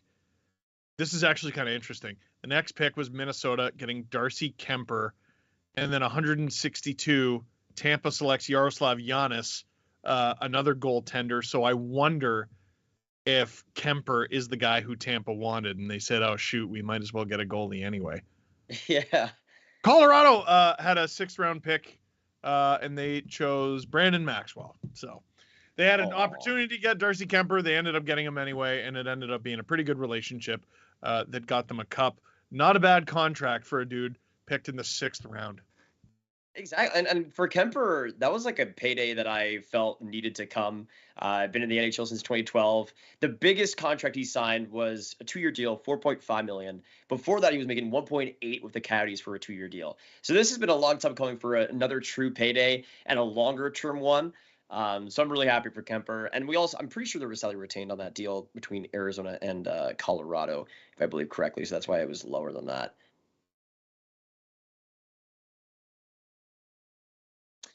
Are you hearing that as well? Oh, okay. Sorry. Nick I don't know if the broadcast heard that, but we did. Yeah, I was. But everyone just had a panic attack behind the scenes. It's okay. We're good. It is 1:49 Eastern. Believe it or not, we only have a little over an hour left in the stream. Dang. We've just been going and going and going and going. And there are huge names still. Gaudreau. Kemper's off the board. That was the biggest name in net. Him and Campbell, but we already knew Campbell. Gaudreau's still on the board. Kadri's still on the board. Ruda's another name that you threw out there. Dylan Strome is still available. Sonny Milano is still available. Ryan Donato is still available. Who else? Lots of names. And trades as well. The Oilers need to get rid of guys. Probably, we were talking about Puljujarvi, we were talking about Foegele, we were talking about them getting Connor Brown. There's the potential for a really big deal there, eh? Between the Sens and the Oilers, like that. Doesn't that seem like somewhat of a fit? Like, what if the base for the deal is Puljujarvi and Foegele Puljujarvi, Foegele, and Barry potentially, all going to the Sens, but maybe that's too big of a deal. Yeah. But it looks like Edmonton's trying to move on from all 3 of those players, and they're trying to get chunks of Ottawa's roster. And this is interesting. From Frank Saravalli, hearing Oilers are bringing aboard Cal Pickard as 3rd goalie behind Jack Campbell and Stuart Skinner. That's not a name I've heard for a very long time. For quite some time. Cal Pickard. Hey, that's Calder Cup champion Cal Pickard. How That's dare true. you? Can't just How dare you? He won the Calder Cup with the Marlies in 2017-18. You'll remember he was one of the goalies claimed off waivers from the Leafs when they decided Garrett Sparks was their backup. They lost Curtis McElhinney and Cal Pickard the same day. Pickard went to the Flyers, was awful. Then went to the Coyotes, was better, still pretty bad. He's just been in and out of the NHL, basically your classic third goalie. The problem with Cal Pickard is it appears he gets called up as the third goalie and then pumped. He was at 875 in 3 games last year for Detroit. He was an 874 in 6 games for Detroit the season before. He was a 797 for Detroit in the abysmal bubble year. He was a 892 for the Coyotes, an 863 for the Flyers, an 857 in the 1 game for the Leafs. Oof, Maroon. But he can give you solid AHL starts, which he did for the Grand Rapids Griffins last year, a 918 in 43 games. And you need guys like that.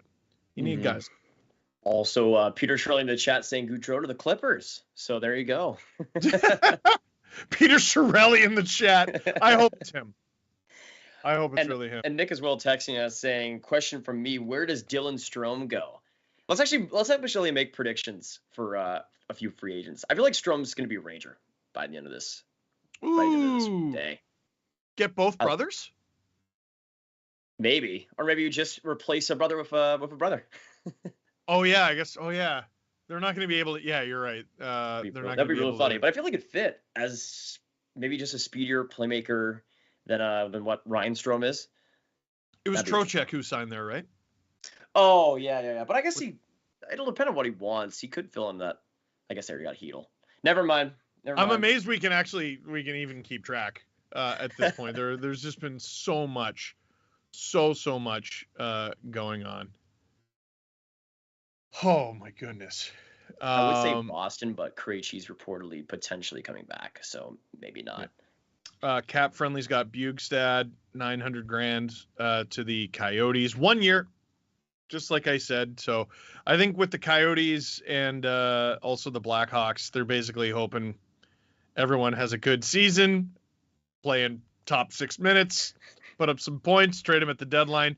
Bugstad at 13 points in 57 games for the Minnesota Wild. The Coyotes are going to be bad, very bad. I'm really interested to see that Central Division showdown though between Chicago and Arizona this year. It's gonna be amazing. 2 best teams in the West.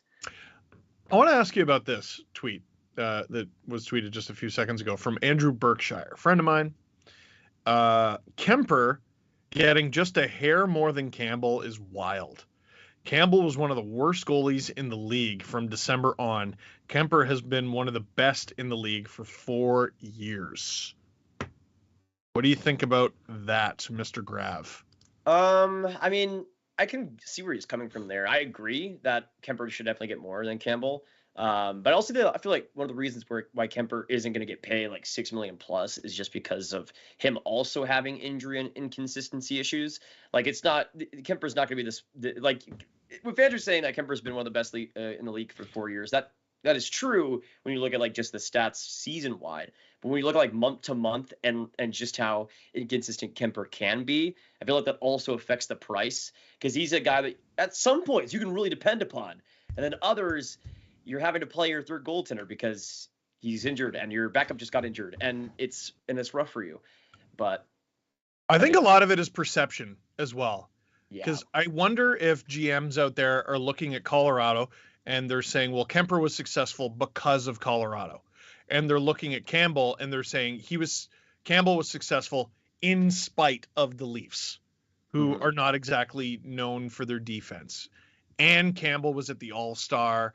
And I think that's what they see. They don't see how he got there. They're just like, well, he was an All-Star in January. So what do you mean he had a bad January? The guy was at the All-Star game. Yeah. What are you talking? I just wonder if that's how they look at it. Supposedly, who had this? Elliot Friedman retweeted Bartlett Hockey who's, I believe, an agent. Dennis Gilbert signing a 2-year one-way deal with the Calgary Flames. Most recently with the Colorado Avalanche. Actually, he was probably one of the guys who hoisted the cup as a black ace for the Blackhawks. As a black ace for the Colorado Avalanche. He played 3 games for the Avs last season. He played most of this season on defense. Big guy, 6'2", 216. For the Colorado Eagles, he had 6 goals, 17 assists for 23 points in 52 games. Just a depth piece. Mm-hmm. Giant. Sounds like a Daryl Sutter guy. Is he big? Daryl Sutter. Just really all you got to throw out there. 25. He's going to turn 26 shortly after the season begins, the day before Halloween. So maybe he's got more to give. Maybe there's more there. I'm sure Drew's going to send me a text in a minute that says, no, he's a bum. That's what Drew does. Did they leave the Avs? Boo, they stink. I was gonna bring up a player here that we have. I don't think we've heard anything about besides the fact that he's going to free agency, and Andre Palat. Like, this is a guy that we've just not heard anything about. No rumors, no like, oh, he could go here, he could go there, nothing. And to me, like, Palat's one of those guys that just like Perron is the same way. We haven't heard anything about him potentially signing. So those are 2 fantastic, in my opinion, at least second-line wingers that you can add to your team, have as such power play options, especially Perron. But even Palat holds his own amazingly. I feel like for the Stars, if they're going to go for a forward, it feels like Palat might be the guy they go after.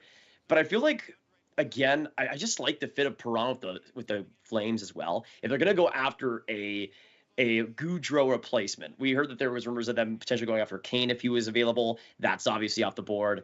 I feel like Perron would be not obviously Gaudreau level, but would bring a lot of experience and would bring a lot of clutchness to his game. But those are 2 guys. Let us know in the chat where you guys think those 2 guys are going to go and end up, because we could see them sign today. We could see them throughout the rest of this stream. But it's interesting with those 2 guys. We've heard nothing. Goodness, he's so good. Yeah. We were talking about the Flames a second ago. Dennis Gilbert signing. Pat Steinberg doing a nice little summary. Flames reported signing so far today. Trevor Lewis re-upping with them, according to Russo Hockey on Twitter. The Stanley Cup is coming back to Calgary. Trevor Lewis, baby! Let's go! Kevin Rooney per Frege. I think we talked about that one. And Nicolas Meloche, according to Renaud Lavoie of TVA Sport. Up here in Canada. Big ones there.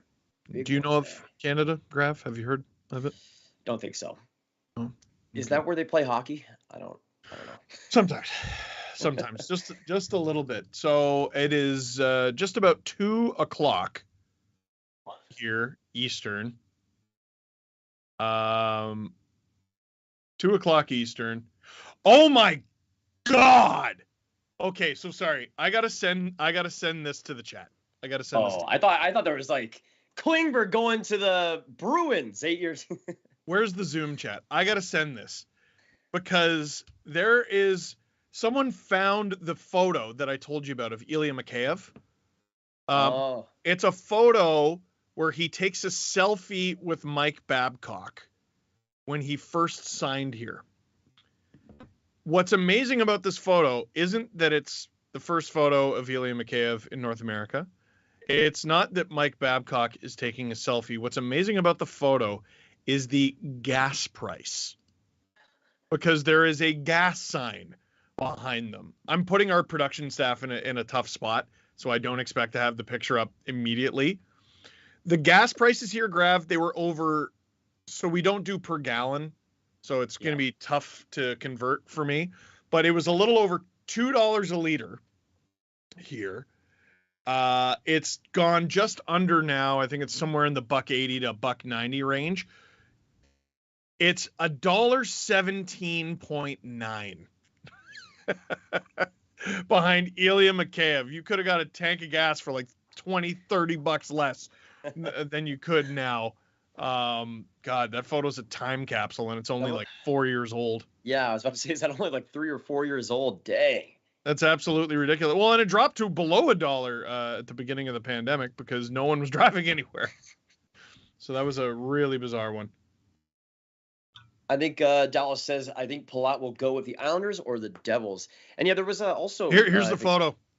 Here it is. There's a buck 17.9 and Grav. So it's 3.7 liters per gallon. There you go. So I don't know if that means anything to you at all. But wow, a different time.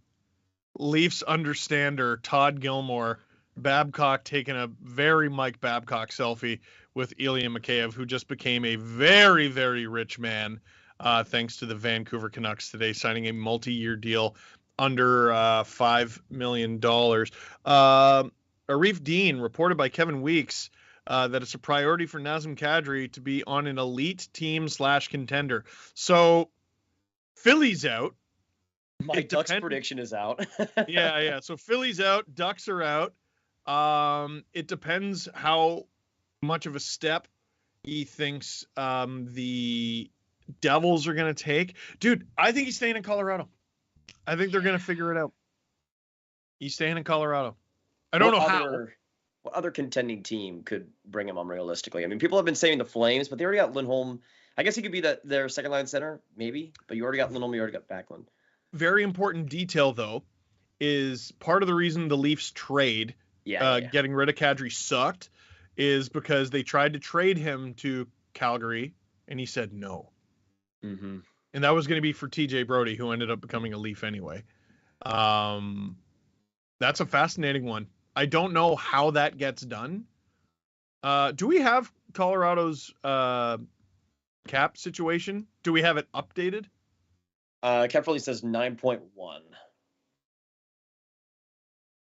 We're going to get an updated version. So I'm just looking at it right now. So they have a first round pick for next year. No second, no third, no fourth.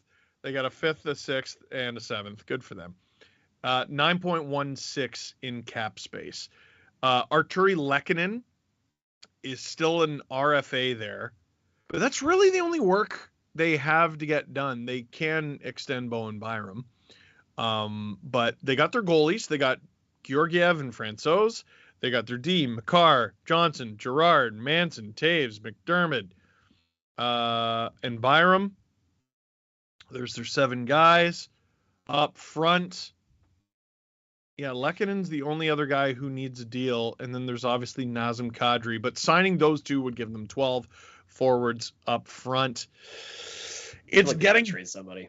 Yeah, it's getting both of them done. They can do it. Honestly, they can sign Kadri now and then sign Lehkonen later potentially. Nichushkin makes it really difficult. And the other issue is, you know what Colorado is probably working on today? They've probably begun discussions with Nathan MacKinnon. Yep. Yeah, so that. I think the picture perfect day for Colorado. We might forget that Arturi Lehkonen, who scored the Stanley Cup winning goal, we might forget he even exists if Colorado is able to lock up Nathan MacKinnon today and also announce that they're retaining Nazem Kadri. So here's their updated situation up front. Rantanen is their top earning forward for now. Landeskog, McKinnon, just not a ton of space there. But there's another team who has their core locked up for a very long time. I'm looking at this list where you can find cap space, and the guy I'm looking at is JT Compher. Mm-hmm. The guy was so good in that run, though. That's gonna hurt. Really good, and this isn't a great comparison, and I know producer Drew in particular is going to hate it, but a little bit like Alex Kerfoot in that he can play basically all 3 forward positions, and they actually have identical cap hits at 3.5. So a really versatile player. Do you just cut your losses and lose Artemi? I feel like they got Arturi Lehkonen because he's a restricted free agent and they can keep him. There's no urgency to get that done today. So I think what the Avalanche can do is just retain Kadri and then figure it out after. But that would be Joe Sakic putting himself in a precarious position, which is not something that he typically does. Interesting. The only one I see on that list that could potentially get dealt that we kind of heard a little bit about is Samuel Girard. That's the big one. But do you get rid of him still? Even if he wasn't that big of a part of the playoffs, it would still be, I think, a pretty rough loss. But that's where I think the money is coming from. Because on paper, you think Eric Johnson, or not Eric, Eric Johnson would be the guy with $6 million. But we already know how much they love him and how much he wants to stay there. So I don't see that happening. But Girard is the big one. Girard's the big one that I think could get dealt. Jack Johnson, by the way, also on the open market. Excited to see what someone gives him. Dude just won the cup. He may never, ever retire. Like, there's just always someone willing to give him a deal. Also, more reports on the Mason Marchment negotiations that we heard before, with Carolina potentially moving in. Apparently, there's another team coming in late to the Mason Marchment camp besides Carolina, and Carolina no longer assured of getting him. So that's very interesting. I thought that was done. So that's very interesting. Yeah, true. It was close, or apparently was, but now we're going back on that. Tammy, you smart aleck. Elliot, Mason Marchment to the Stars. Oh, no way! Holy crap! Yes! Let's go, Grav. Let's go, young man. Oh my gosh, that is exactly what I wanted. Thank you, Jimmy. 4 times 4.5 for the undrafted Mason Marchment. $18 million over 4 years. That is you know what? We talked about how he's a good fit for Carolina. That's a good fit in Dallas. That's the player alongside Ben and Sagan. Holy. Alongside Ben and Sagan, Pavelski, Robertson. Like, it's just a hardworking player who's going to outwork you on a team that wins by outworking you and allowing their goalie to stop everything. But now that the Stars have that done, they get a big acquisition back there. They can work on retaining the services of John Klingberg. They can work on, you know who needs a contract, young man, is Jake Ottinger. They still got to figure that out, but he's a restricted free agent, so there's no fire there, unless he gets offer sheeted, of course. Mason Marchment, what a selly from Grav. What a selly. I don't know if you like it or not. I really like it, but I was not expecting it. Like when I saw the tweet that saying there was another team in there, I'm like, it could be Dallas, but I don't want to get my hopes up. Then Elliot just puts the bomb out there. 4.5 million. Now there's a big chance that just could become nothing. We'll see if this last year was just a career year for Marchment. But I think in top 6, like he was a player that was kind of fluctuating in terms of his ice time in a true top 6 role on the power play and defensively. Like this is going to be a player that can do almost everything, can forecheck well too. And I think he can be like the busy bee while Ben and Sagan are a little bit slower. You can have Marchment being the guy that can go in, forecheck, get pucks out, and Sagan can one time them, or Ben can also put in physicality there. I love that. Oh. Yeah, here's a little bit of his handiwork once again with the Florida Panthers. He had a truly incredible breakout season with the Panthers in just 54 games, 18 goals, 29 assists for 47 points. He had a goal in the playoffs, but of course he was playing hurt. He's big. He's 6'4". He's heavy. He's 209 pounds. He's only 27 years old, so like he's right there in his prime, and the deal's not too long, so there's no real risk there. His skating is much improved. He received Selke votes this year on a team that has Alexander Barkov. This is a really versatile player who took a hard road to the National Hockey League. He's got 35 ECHL games under his belt and a lot of American Hockey League games under his belt, and Calder Cup ring with the Toronto Marlies, part of a really effective fourth line for the Marlies with Adam Brooks and Trevor Moore. Grav, happy for you, bud. Also, a good text from Drew from Holy Cow Mama. Good username. Who's the better player at that price, Marchment or Mikheyev? I might be biased now, but I'm going to say Marchment. I think there's just so much more overall game to Marchment. Yeah, here's what I struggle with both of them is both are such sudden breakout players. Mm-hmm. Mikheyev, prior to this year, had not shown he was capable of scoring at a 20 or 30 goal pace. He just hadn't shown that. Mason Marchment, prior to this year, hadn't shown that he was a guy capable of, being a really versatile defensive forward, a guy who can flirt with a point a game. Both guys really cashing in after struggling to establish themselves as full-time NHLers for Marchment, in Marchment's case. Mm-hmm. Mikheyev established himself as a full-time NHLer, but then establishing themselves as top 6 options. There were times where, would you take Ilya Mikheyev on your team? Yes, absolutely. Would you put him on your top 6? Hell no. Because we've seen it not work time and time again. Mm-hmm. Last year it worked in a big way. And obviously Mason Marchment worked, and he proved with the Florida Panthers that just because he's on a good Florida Panthers team, he proved that he's not a passenger. So those are 2 really good players. And I think that's a decent little comparable that you guys were looking at. Also, Cap's backup news. So they get Kemper, and they also get Charlie Lindgren, 3-year contract, 1.1 million AAV. That is interesting. I'm going to throw it out there. I don't know about that one. Oh, really? Was he with St. Louis? He was with St. Louis. He was good with the Seattle Thunderbirds in the Calder Cup playoffs. He was good with the Seattle Thunderbirds in the American Hockey League last year, but he only played 5 NHL. He's played 12 games in the past 3 seasons. He played 5 NHL games last year. He was a .958 in those 5 games. That is true. It should be noted, but he was not good with the Montreal Canadiens. After showing some promise, he was a .908 in 14 games. He was a .898 in 1 game. 6 games in the bubble year, it was an .888. That's a lot of dough and term for a dude who I'm not totally convinced is a full-time NHL goalie. Yeah. I don't know. I Good don't agent. know what to think about that. Really good agent. Yeah, I don't know about that one. I did want to point out this tweet, but you freaked out about the Marchment news. From Tammy, this was our conversation earlier about Colorado. She goes, Arturi Lehkonen? Never heard of him.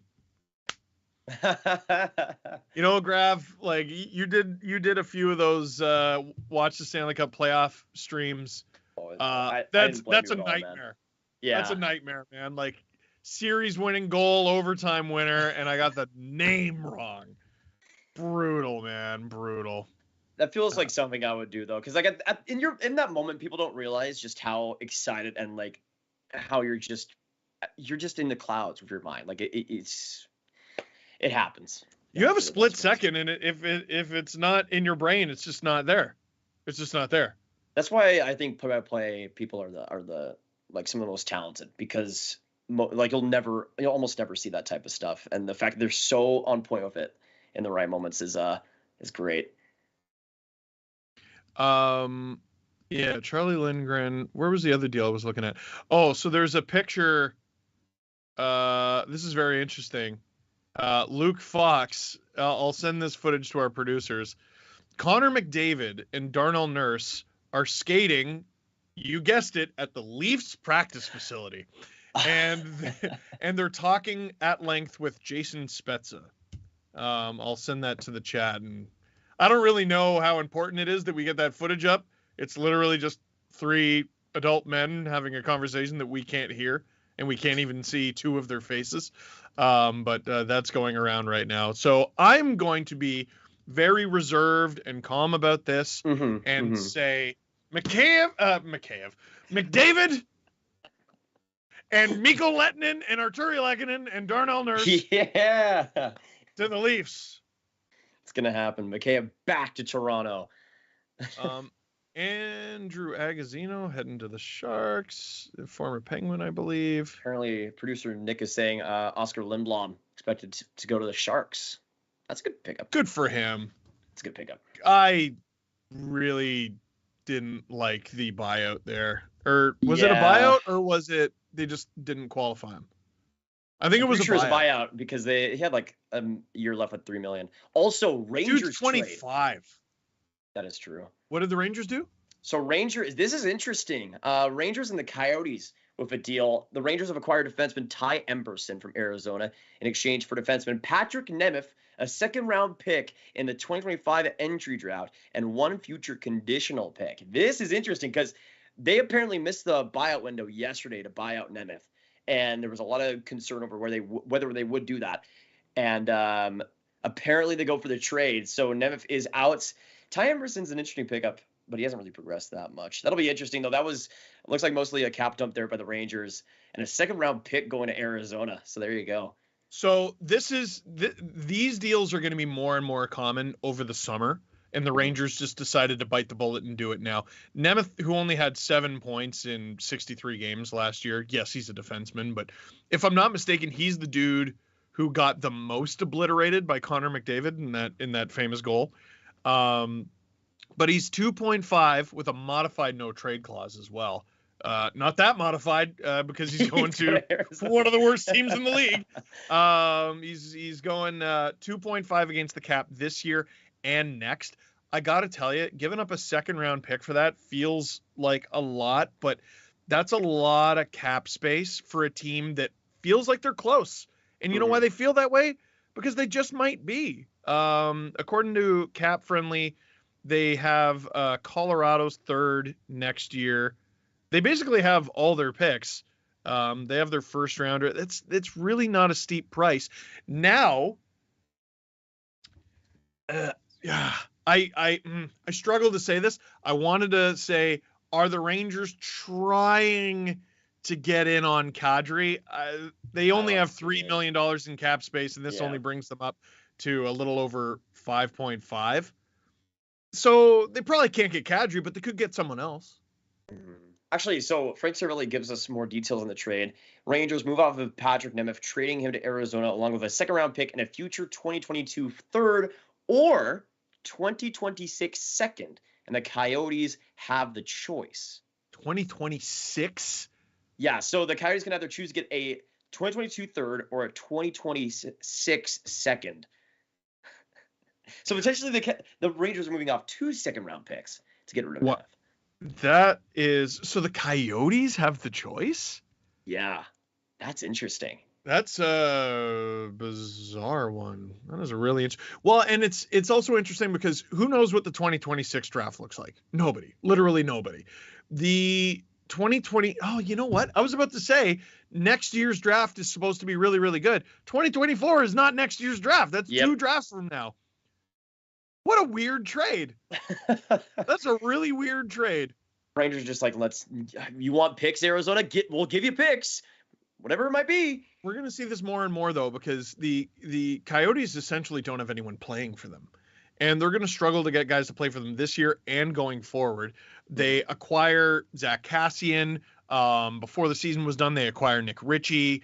Both those guys with contracts going into next season. Patrick Nemeth is another one of those guys. This is an interesting shoe to drop. There's the term.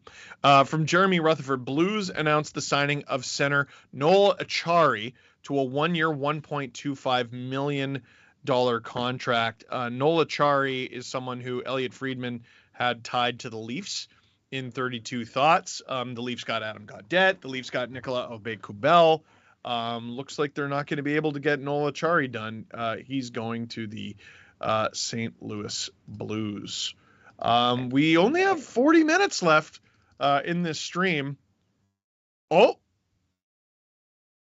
Elliot Friedman sounds like Eric Goodbranson is going to Columbus. Did we do that one? Nope, not yet. That's a funny fit, though. Report of Colin Blackwell, no longer with the Leafs. He'll be going to the Chicago Blackhawks. There's another team who could really use some players. There you go. Actual players. Noel Acciari is an interesting one, though, to give a multi-year deal. He was a player that's kind of been bitten up by just how good the Panthers have been depth-wise. Only played 20 games last year in the regular season, got 8 points. Played 2 AHL games last year. Played 9 playoff games, 0 points. But also, I mean, back in 2020, he got 20 goals, 27 points in 66 games. That's a player that recently, if you give him good opportunity and potentially power play time, is shown to do something with it. So we'll see. The Coyotes made the Nemeth deal official. I was reading things, so I might have missed you saying this. Did you talk about Colin Blackwell? No. So acquired. He did really well with the Rangers. They weren't able to keep him. They lost him in the expansion draft to Seattle. Blackwell came over to the Leafs in the Mark Giordano deal. He actually performed quite well for the Leafs, in my opinion. Signs 2 years, 1.2 in Chicago. So like a undersized guy, late bloomer. He signs a 2-year deal. He's 29. And he only recently established himself as like a regular NHL player. He hasn't played in the AHL since the 1920 season, but the most games he's played in the season is 47. Or no, that's not true. Sorry, it was this past year he played more than that, but it was split between the Kraken and Leafs. That's where I got confused. But he 39 with the Kraken, 19 with the Leafs. That's still not even close to a full season. Career high at 22 points. I'd say he did pretty well. And he's getting a lot of money out of a team who, like the Coyotes, we have to routinely ask, who the heck's going to play for them? And the answer is Colin Blackwell. Anybody, one and all. Anyone. Bring your whole family. One. Also, the Achardi deal is 1 year, not multi-year. Sorry about that. But also, Lindblom, $2.5 million to San Jose. That's interesting. Antti Makinen, who is he's a reporter out of Finland. I don't know which outlet because I can't read Finnish. But he's saying Arturi Lehkonen continues with the Avs 5-year deal. I'm going to send that to the chat because I don't know how many of our production staff follow Antti Makinen out of Finland. Do I follow him? I sure do. That's why he was in my timeline. Arturi Lehkonen, and I believe he got the scoop there. I believe Antti Makinen got the scoop there. Arturi Lehkonen. This is going to be fascinating. Absolutely fascinating. I really do think Colorado is trying their absolute darndest to get Kadri done, or this Lehkonen extension is potentially a that they're not going to be able to do it. So waiting for this number here on Lehkonen is huge. It's huge because they might have to just what's the term? Cut their losses. Yep. With Nazem Kadri, but then you got to go out there and solve your little center issue. And then there's Ryan Strome who's still available, but I don't really think they can afford him. Oh, the Avs are getting Dylan Strome. The Avs are going to get Dylan Strome. I'm calling it now. Dylan Strome probably has a lower AAV. Might give him a multi-year deal.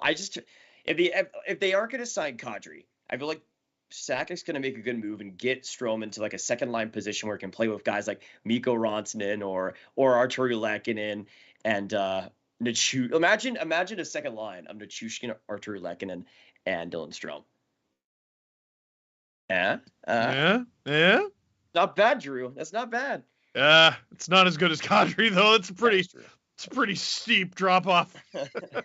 That's I think Dylan Strome could be good for someone. There's the Antti Makinen tweet. Listen to me throwing a little accent on it like I know how to pronounce things. I don't. Arturi Lehkonen continues with the Avs 5-year deal. When we get the money, we will give it to you. Oh, new one from Frank. What do we got, Frank? As I click retweet. Florida Panthers and Nick Cousins have agreed on a 2-year deal at 1.1 per the Florida Panthers. Nick Cousins, who has a career high of 27 points, but he's with Florida, so look for him to get around 50-60. Because that's how it tends to go. He's going to be the new Marchment somehow. Yeah, last year he was with the Nashville Predators, 22 points in 68 games. Also, for all the Canadians fans in the chat, big news for them: 1-year deal for Mitchell Stevens. Two-way deal for them. There you go. So there's the big one. They could trade Petry, Anderson, all these different guys, and too busy signing Mitchell Stevens. So that's another thing that I really want to see happen before this stream ends. It's 2:25 right now. There's so many big deals out there waiting to happen. Trades. Petry that's a big shoe to drop. Ottawa's not done on the trade front. Edmonton is not done on the trade front. Colorado might be really active. The Blackhawks still need a roster.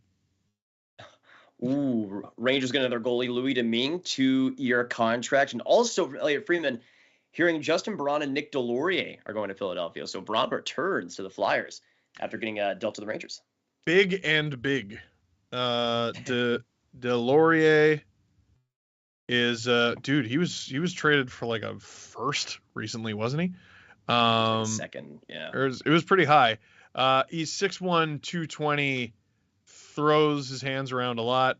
He got traded to the Minnesota Wild, and in 20 games he had 3 goals and no assists, and then in the playoffs he had no points. But his thing is he punches you in the head. And Justin Braun, he was a Flyer before. Yep. Oh, okay. Back. So Flyers, I believe, traded him to the New York Rangers. Now he's going back. He played 19 games for the Rangers en route to their Final Four berth. So the Flyers, I said get bigger. No, they just stay bigger. Yeah, because they get a player back. Also, Lehkonen deal is confirmed. 5 years, $4.5 million AAV. I feel like that's pretty good. It's certainly not bad. So there really seems to be a price for, okay, are you somewhat of an offensive threat? Good. Can you skate? Good. Are you a penalty killer? Okay, good. That's what we're seeing with Mason Marchment, Ilya Mikheyev, Arturi Lehkonen. You're somewhere in the $4.5 to $5 million range. Really useful player for the Colorado Avalanche en route to their Stanley Cup win. With the really bad Montreal Canadiens, he had 13 goals and 29 points for 58 games. But with the Avs, 9 points in 16 games, and in the playoffs, 14 points, all of them series winners, in 20 games, and he won the Stanley Cup. Grav, you just grabbed your Detroit Red Wings jersey. What happened?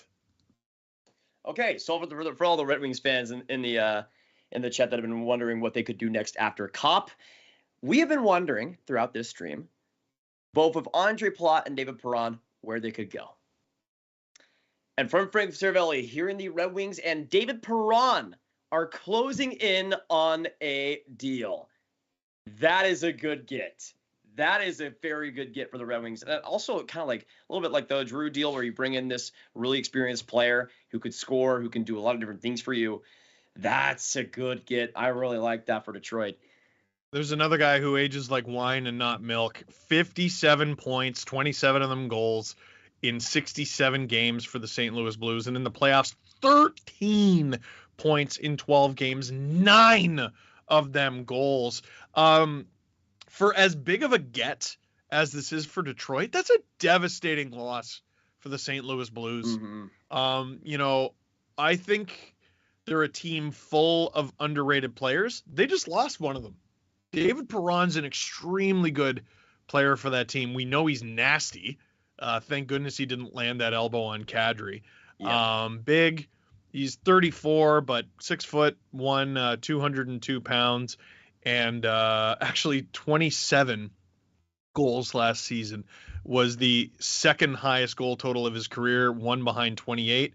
But it was his best goals per game pace. Wow, Detroit really gets a player there. Really gets a player. I'm sure he's going to love playing with Nazem Kadri. Oh. You never know. Or, definitely Dylan Larkin. Oh, Jeff Barrick with a new tweet. Okay, Steve. Nick Delorier to the Flyers. How many years do you think this deal is? How many years? It's Cliff Fletcher. So 5. Nick Delorier has signed a 4-year deal, just under $2 million per season. Oh boy, that's a lot like the Kyle Clifford deal back in the day with the Kings. That's funny. That's funny, Philly. So I go to retweet. I go to refresh my timeline, and there's one from Bradford Sonnenberg. The Flyers are such a joke. So early returns for early reviews, not very good. Wow. That's, you know what? He's the market inefficiency right now. Guys like Nick Delorier used to be a dime a dozen, and now they don't really, he's a warrior. He's an enforcer. They don't really have those guys anymore, and that's why teams are willing to pay so much. And the Flyers just locked up one of the top heavyweights in the league. Mm-hmm. I will say this in their defense. Like, listen, straight up, that's too much money. It's too much money. It's too much term. However, the biggest sin the Philadelphia Flyers commit isn't necessarily that they're bad. It's that they're not anything. The Philadelphia Flyers, whether they were good or whether they were bad, used to be the Philadelphia Flyers. Yeah. You knew what you were getting. They were going to be one of the top 5 toughest teams in the league, whether they were in first place or in last. These past few years, they've just been nothing. They've been irrelevant. So if they can at least, listen, they're not just giving Nick Delorier to Philadelphia. They're giving Nick Delorier to John Tortorella. This is going to be a team with attitude. This is going to be a team that's a pain in the ass to play against, and it's going to be a team it'll punch you in the face. Punch you in the face and neck. The Philadelphia Flyers need identity, and then I think they'll worry about getting good after. Makes sense. Because they ain't good, but they need to be something. Start with being something, because right now they're nothing. Also, Erik Gustafsson to the Washington Capitals. Another interesting one. Cap's getting a lot of depth tonight, or I guess this afternoon. Erik Gustafsson last year with the Chicago Blackhawks in 59 games put up 18 points on D. It's a thing. Who did he sign with? The Washington Capitals? Yeah. Good Branson, 4 years, $4 million to the Columbus. What?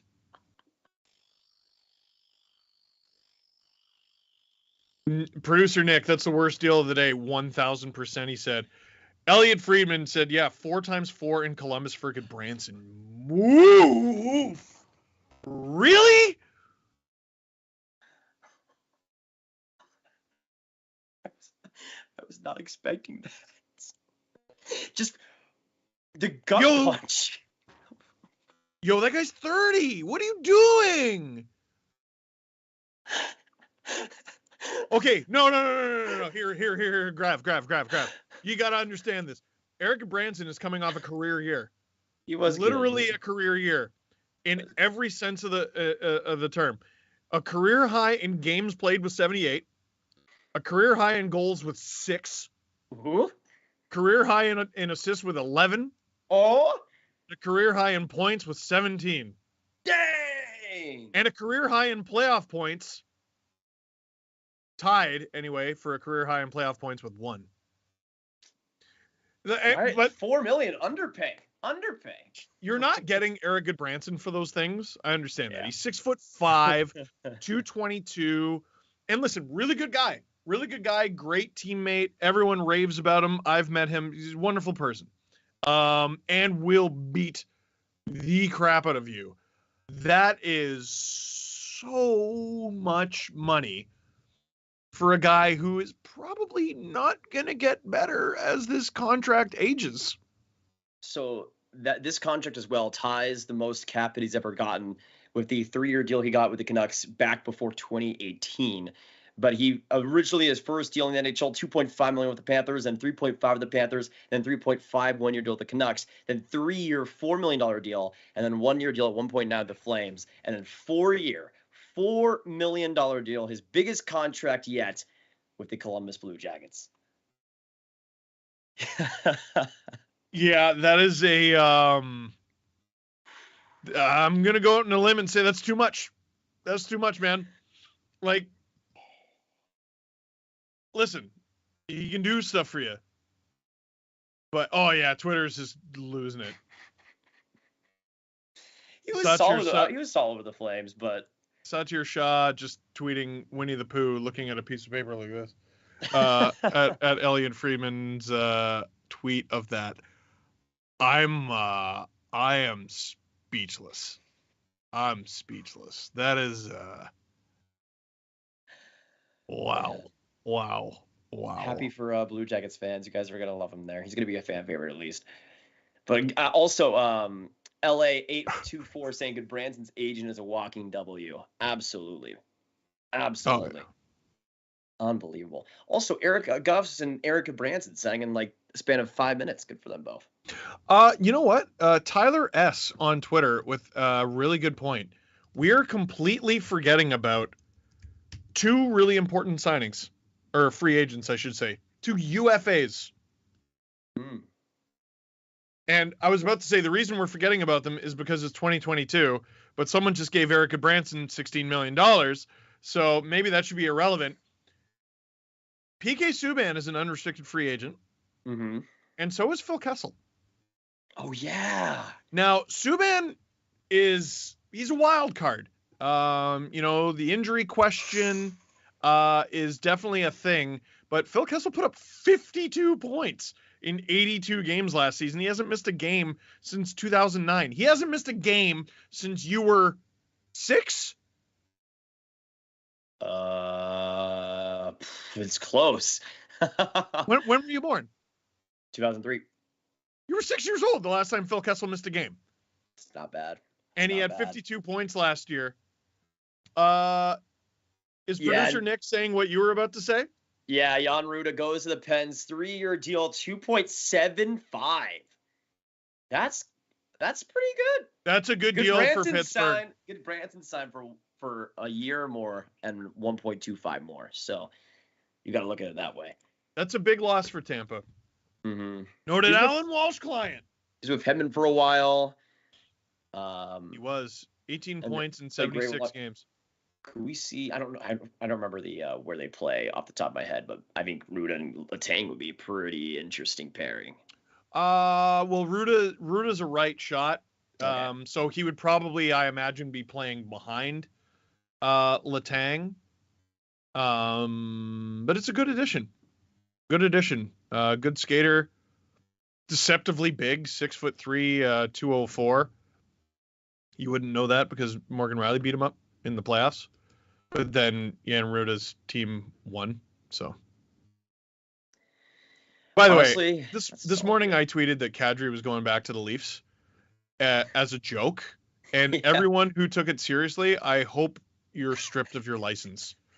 You are a danger to everyone on the road. How could you not immediately see that? How could you? Yeah, there's a reason they call it a sense of humor, and I don't think you sensed it.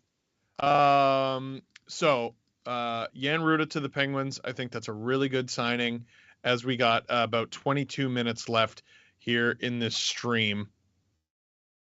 Big names. Subban is still on the board. Kessel is still on the board. Kadri is still on the board. Gaudreau is still on the board. Palat is still on the board.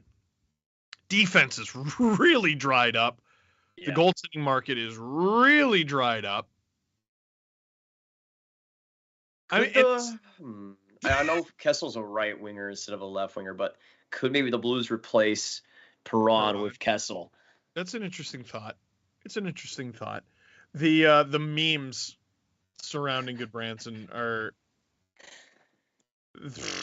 man, the Blue Jackets are getting torn up online. Wow. Kekalainen. What a beaut. Yarmo be there. That is oh my God. I'm sorry. I can't sugarcoat that one, man.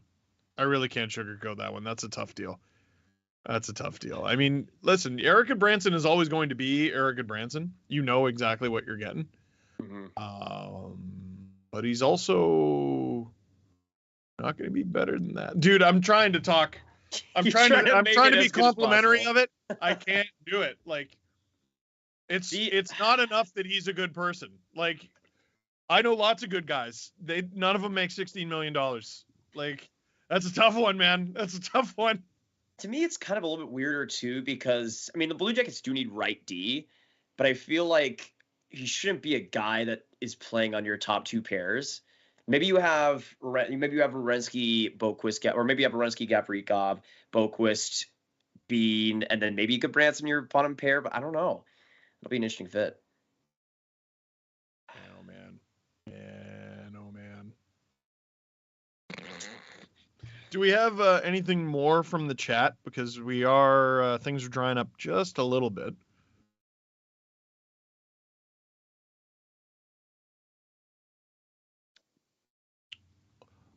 Okay. Okay, so we got about 20 minutes left. Best and worst signings of the day in your estimation. Grav, I don't want to hot ready. potato this to you, but if you say you're ready, go for it. What do we got? I guess we can kind of start with the best, and in terms of just pure UFA signings and pure UFA signings only, I might be biased, but I still think Mason Marchment at the term that they got that Mason Marchment to the Stars at the term they got him at 4.5 can do so much for you in the little areas, bring out pucks, get good goals, and play amazing defensively. To me, that's one of the best deals of the day, just in terms of the value that you could have. If Marchment does play like he did this last year throughout that deal, you're laughing. You're absolutely laughing. And on that top six, I feel like he has just a perfect space on that right wing. And to me, I just absolutely love it.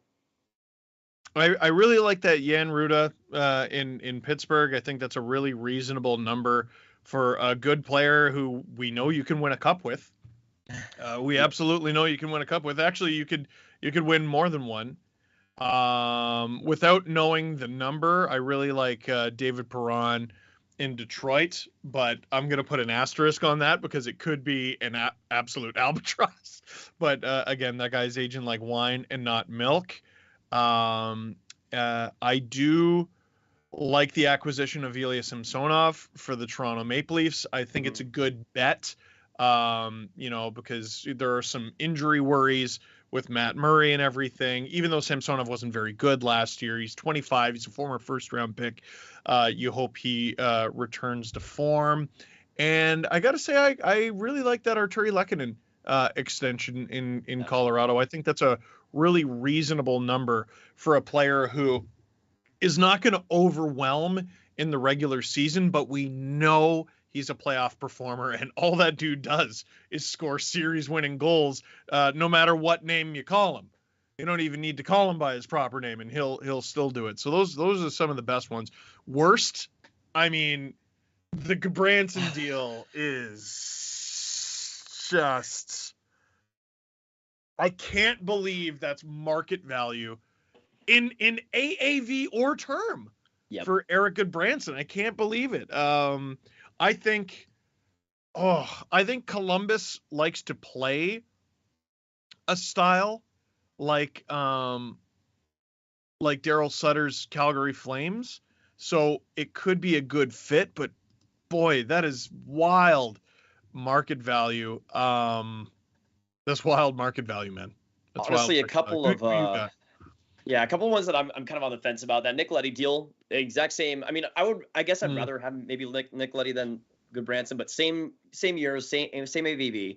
Was pretty hard on Detroit. In St. Louis, he was better, but I'm just interested to see how much that fit really becomes, how much opportunity he has long term. And also, most recently confirmed, we got Ben Sherratt to the Detroit Red Wings, 4 years, $4.75 to the Red Wings. I don't know how well that deal is going to play for Detroit, and I don't know how well it's going to age for Detroit. But I will say this about Ben Sherratt getting 4 times 4.75. I'm not surprised. Yeah. I'm surprised 4 times 4 was out there for Goodbranson. I'm not surprised this was out there for Ben Sherratt. He was just worth a first in a trade this year. We know what he does. He's not going to put up a ton of goals, although he can score. He's got a shot. But he's 6'3", 234 pounds, and specializes in using your spine as a xylophone, gring, gring, in front of the net. But as they cut down on cross checks and as the rules change, and as he's going to be 35 by the end of this deal, I gotta wonder how that's going to go. But I will say I'm at very least not surprised. Detroit, is part of an Atlantic division that's heating up. Mm-hmm. I mean, they add Sherrod and Perron. Those are two guys that will make the game so difficult to play against. So in that sense, I do also get what they're going for. Though one name I think, and one signing that I'm just gonna leave it off as maybe the best one of the day is still Claude Giroux at 6.5. I think that AAV, that 3-year term, is perfect. And you combine what Giroux can do off the ice and on the ice for the Sens, it's the exact perfect fit. He fits almost perfectly into that top six. So even if you put him on the right wing or at center, you can shuffle guys around. He can bring a lot of leadership. He can bring a lot of and great play through adversity. And this is a guy that can set up guys amazingly. And I think of that AAV at that term, I expected Giroux to get 4, maybe even 5 if a team was crazy enough. But 3 years, that is perfect for him. Yeah, I gotta say, big fan of that move for Ottawa on and off the ice. It's a good deal. Wow. We did get another one while we were in the middle of that, or at least I thought we did. Oh, you know what the news was? Juraj Slafkovsky has been, I'm kidding, has signed with, my bad. He signed with the Montreal Canadiens, obviously signing his entry-level deal. And this is an interesting one. I'm going to have to look him up. From Elliot Friedman, Vegas is signing Sakari Maninen, who scored the gold medal winner for Finland at the Worlds and won at the Olympics. So Harri Sateri, the Leafs signed at the deadline. He got claimed off waivers by the Arizona Coyotes. He was a member of that Olympic team. And Sakari Maninen, out of the KHL, also with that team, he signs with Vegas. So he's never played in the NHL, and I have a theory as to why, Grav. He's 30 years old, 5'7", 178. But last year in the KHL with Salavat Ulayev playing out of Ufa, he had 32 points, 19 of them goals in 38 games. That was second on his team in scoring behind former NHL player Marcus Granlund. So probably a depth piece for Vegas. I mean, they're going to need cheaper guys on account of they're looking to move on from. There's another deal that we forgot to talk about, potentially Max Pacioretty out there. There are so many names who I still expect to move at some point. Potentially today, potentially after we're done the stream, potentially tomorrow. In the next 20 minutes, though. Next 10 minutes, we're all going to go. It's going to be so frustrating when we're like, all right, take care. Oh, McDavid to the Leafs. That's sad. Also, I'll cancel all my plans and like just stream for 5 hours straight, just going, yeah. Here's that. There we go. McDavid and Darnell Nurse to the Toronto Maple Leafs. Here they are talking to Spezza. Spezza's got the big Captain Morgan leg going up. Look at this authority. Do it to him, Jason. Tamper with him, Jason. Dang. He's serious now. Oilers have been tampering with the Leafs for 2 years. This is payback. This is how we get them back. Actually, there was a good quote on the Marchment from Marchment, who said that his free agent decision was close between Dallas and Producer Drew. I thought Philly were supposed to be buyers. Now, listen, there are big names out there. They could still get a guy like Palat. They could still get a guy like Kadri. They could still get a guy like Gaudreau. If they don't get any of them, Chuck Fletcher has done an abysmal job. Yeah. An abysmal job. And I'm going to throw it out there. Should maybe be fired. Like, dude, this is not a good general manager. I'm just going to go out there and say it. I don't say it. Minnesota, sometimes now Philadelphia. Yeah. Like, I'm more than willing usually to be like, I'm not a fan of this move, but with Chuck Fletcher, I'm just like, I've seen enough of your history that I know you're not very good at this. And I don't think he is, man. They have $3.4 million in cap space right now, according to Cap Friendly. Now, I imagine the holdup there is they're supposedly looking at trading James Van Riemsdyk. He's only got a year left. I assume they're calling everybody because he has no trade protection. Oh, Seattle, big move, Steve. Seattle, big move. What do we got? Andre Burakovsky is heading to Seattle on a 5-year deal. So the Kraken land their guy. There you go. I got to say, when Colorado didn't have him in their lineup, you could tell. Yeah. You could tell. Colorado, it was a testament to their depth that they were able to win without Burakovsky in the lineup, because he was definitely an X factor for that team with his speed and a little bit of depth scoring touch. It feels like Seattle has lots of depth scoring. The problem is they're only depth scoring. So I don't know. That'll be interesting.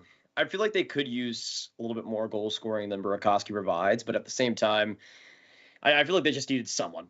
Just get someone on that forward group and call it a day. There was actually somebody was mentioning into the chat that I thought it was pretty interesting, that we haven't mentioned at all today. Another forward that we haven't mentioned at all. Nino Niederreiter. Is he a UFA? Oh, gee, yeah. Yeah. 24 goals, 44 points, 75 games this last year. That's a top six that you can just plug in pretty easily. Another guy I don't think we mentioned, maybe you did, Colin White, who was bought out by the Ottawa Senators, going to the Florida Panthers, 1.2 mil. I mean, that is the place. Yep. To revive your career through numbers. It really is the place to revive your career through numbers. That's solid. I'm expecting a big season from him if he can stay healthy. Yep. He's got to be able to stay healthy. Obviously, if he can't do that, can't do anything. Oh boy, 8 minutes left. Y'all let us know as well in the chats any bold predictions for the rest of the free agency, because we still got tons of players available. Who do you guys see your team as well signing? Because I think for the Stars, they're not be completely done, but I think they're pretty much. I think signing Marchment just takes them completely out of the Klingberg negotiations.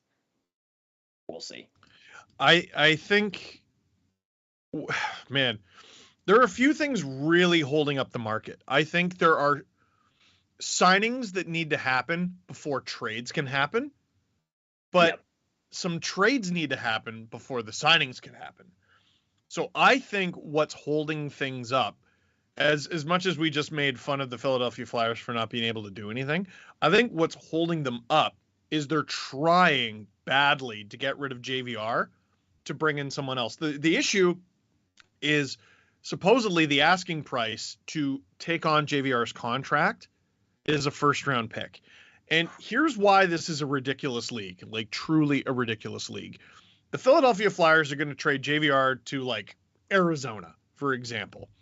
And then he's going to go to Arizona and he's going to play PP1 and he's going to play like top six and he's going to do JVR things. Even though he can't really skate very much anymore, he's still probably going to put up 20 goals. And then after getting a first round pick to acquire him, the Coyotes are going to be able to retain half and then probably get something for him at the deadline. Yeah. So the Flyers are going to pay a first round pick to get rid of him, potentially, or a second round pick to get rid of him. And then the Coyotes are going to be able to recoup that second or a third or something like that at the deadline. I think that's how this is going to shake out. But getting rid of JVR to get who?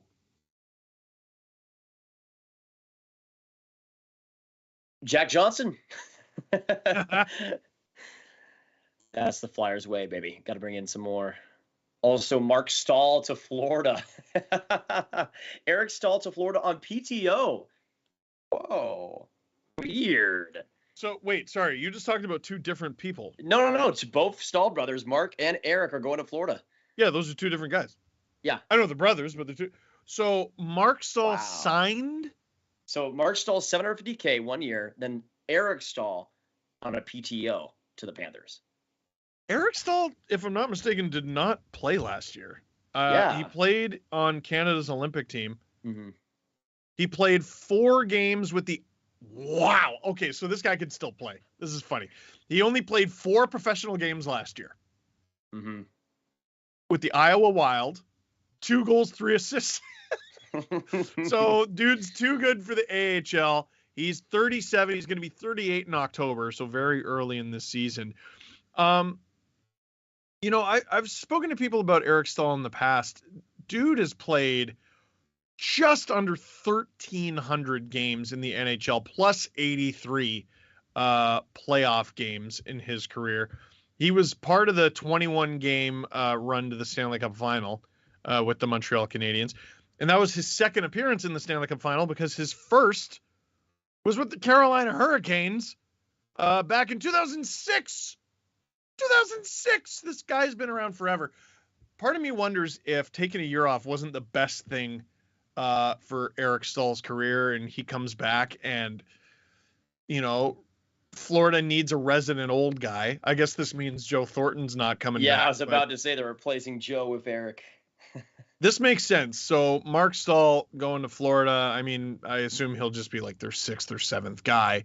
But Eric Staal, I think in the preseason, you need to make sure he can actually still skate at this level. And then once you discover he can, sign him. League min. Why not? Also, details on the AAV on the Burakovsky deal, $5.5 million. So another around that range. That'll be interesting. I don't know about that one. You might want to add that to the overpayments, because that's a 5-year deal. You're signing him through his prime, so I suppose that's good. He's coming off a career high of 61 points and 22 goals. But that's with the Avs. He's going to Seattle. Seattle does not have McKinnon, Kadri up the middle. Who knows? They might have Kadri by the end of the day. But they do not have McKinnon, Kadri up the middle. Like, we're talking like Jared McCann, dude. Like, who is good, but he ain't those two. So Burakovsky is making I score 60 points money, but he's not going to an I score 60 points team. That's a tough one. I wonder if he's on that first. What if he's on that first line though with Eberle Beniers? You get Eberle Beniers, Burakovsky first line power play time, maybe. Well, actually, maybe. So sorry, you make a really good point. The reason this deal could make sense for Seattle is if you're going to throw Matty Beniers and Shane Wright to the Wolves, you might as well surround them with talent on the wing. Yeah. Burakovsky at very least gives them that. Eberle, I mean, has been in the league forever, like to the point where I can't believe that guy's still playing. They do have talent on the wings. Seattle needs to establish an identity, for crying out loud. I just feel like they don't have it. The biggest sin they committed last year wasn't that they were bad, it's that they were irrelevant. Wow. Big commitment to Burakovsky. I think it could work out, especially as they build that center core up. I feel like that the wing side of the offense though was a huge problem. But now they could go with the centers if they do play. Let's say like even they go conservative and they have like Wright in the OHL next year. Like they could still go Beniers, Gord, Wenberg as their center core, which isn't amazing. But if Beniers does bump up in his rookie season, like I think he could, then you surround players like Eberle around him. Schwartz could have a rebound year. McCann, who was great for them this last year. Tanev's fully healthy. I think it'll hopefully be a much better year for the Kraken next up. Not to cut off that thought, the Columbus Blue Jackets tweet out, so you're saying he's Eric Goodbranson, and that tweet is currently getting ratioed into the Earth's crust. 33 replies, 25 retweets, 29 likes. Oof, Maroon. That's going to be a tough day at the office for the Columbus social media team. They put that on themselves. I don't feel bad. They did that to themselves. They knew what was going to happen. I mean, listen, they're trying to be relevant here. I heard they're in on other guys. We'll see how they do. I imagine if you're willing to give $60 million to Eric Goodbranson, you are not calling it a day. The Columbus Blue Jackets looking to be competitive in the Metro. It's just some question about how they're going about it. Also, Steve, tweet from Jaromir Jagr. NHL GMs, I am also free agent once again. 6'3", 265, 50 years old, slow, but strong and good hands. Can bring experience and like to play only home games. No, 50 years old. And like to play only home games. Call me anytime. Also, as the owner of hockey club in Czech Liga, I'm looking to sign a defenseman. No jokes. He's getting that on free agency frenzy. Also, no, I'm kidding. I just wanted to drive producer Nick nuts because I can tell he's trying to get in our ear, probably to tell us to wrap. Is that what you're trying to do? I just wanted to see how many more tweets Grav and I could get in. All right, everybody. Well, listen, we didn't get everything, but we did get a lot over the course of 4 hours. Did you see me get up from my chair? No, not once. I was weak. I went for the bathroom one time. Gotta be better next time. That's okay. It's okay. You're young. You gotta build up the strength there. Listen, for this job, you gotta have a strong pelvic floor. It's true. The older you get, you learn about the pelvic floor. But listen, Grav, any final thoughts before we go? You did great, by the way. No, you did great. No, you did great. Oh, you. I want to say though that this free agency, even though we haven't seen a couple of the big guys signed, there were so many just insane deals, both with like the UFAs, the RFAs for next year, Tampa just deciding to sign their entire team all at once. So yeah, it was a pretty fun one, and thank you guys all for watching with us. What a free agency morning so far. It's been amazing. Absolutely. Well, we still got Gaudreau. We still got Kadri. We still got Palat. We still got potential JVR trade. We still got a potential Pacioretty trade. The Oilers are looking to do business. The Sens are looking to do business. They're probably going to do business with each other. Klingberg, I believe, is not official yet. There's so much still to happen. Sportsnet for all of your free agency news and off-season news, sportsnet.ca, the Sportsnet YouTube channel, where you are right now watching us, and we appreciate that. So for now, that is it for this stream. Thank you very much for watching. Click like if you like the stream. Click subscribe if you really liked it. Tell all your friends. Producer Nick, we actually got a few more tweets that we'd like to read, if that's okay. I'm kidding. Just wrap. Gonna give Nick a heart attack. Just wrap.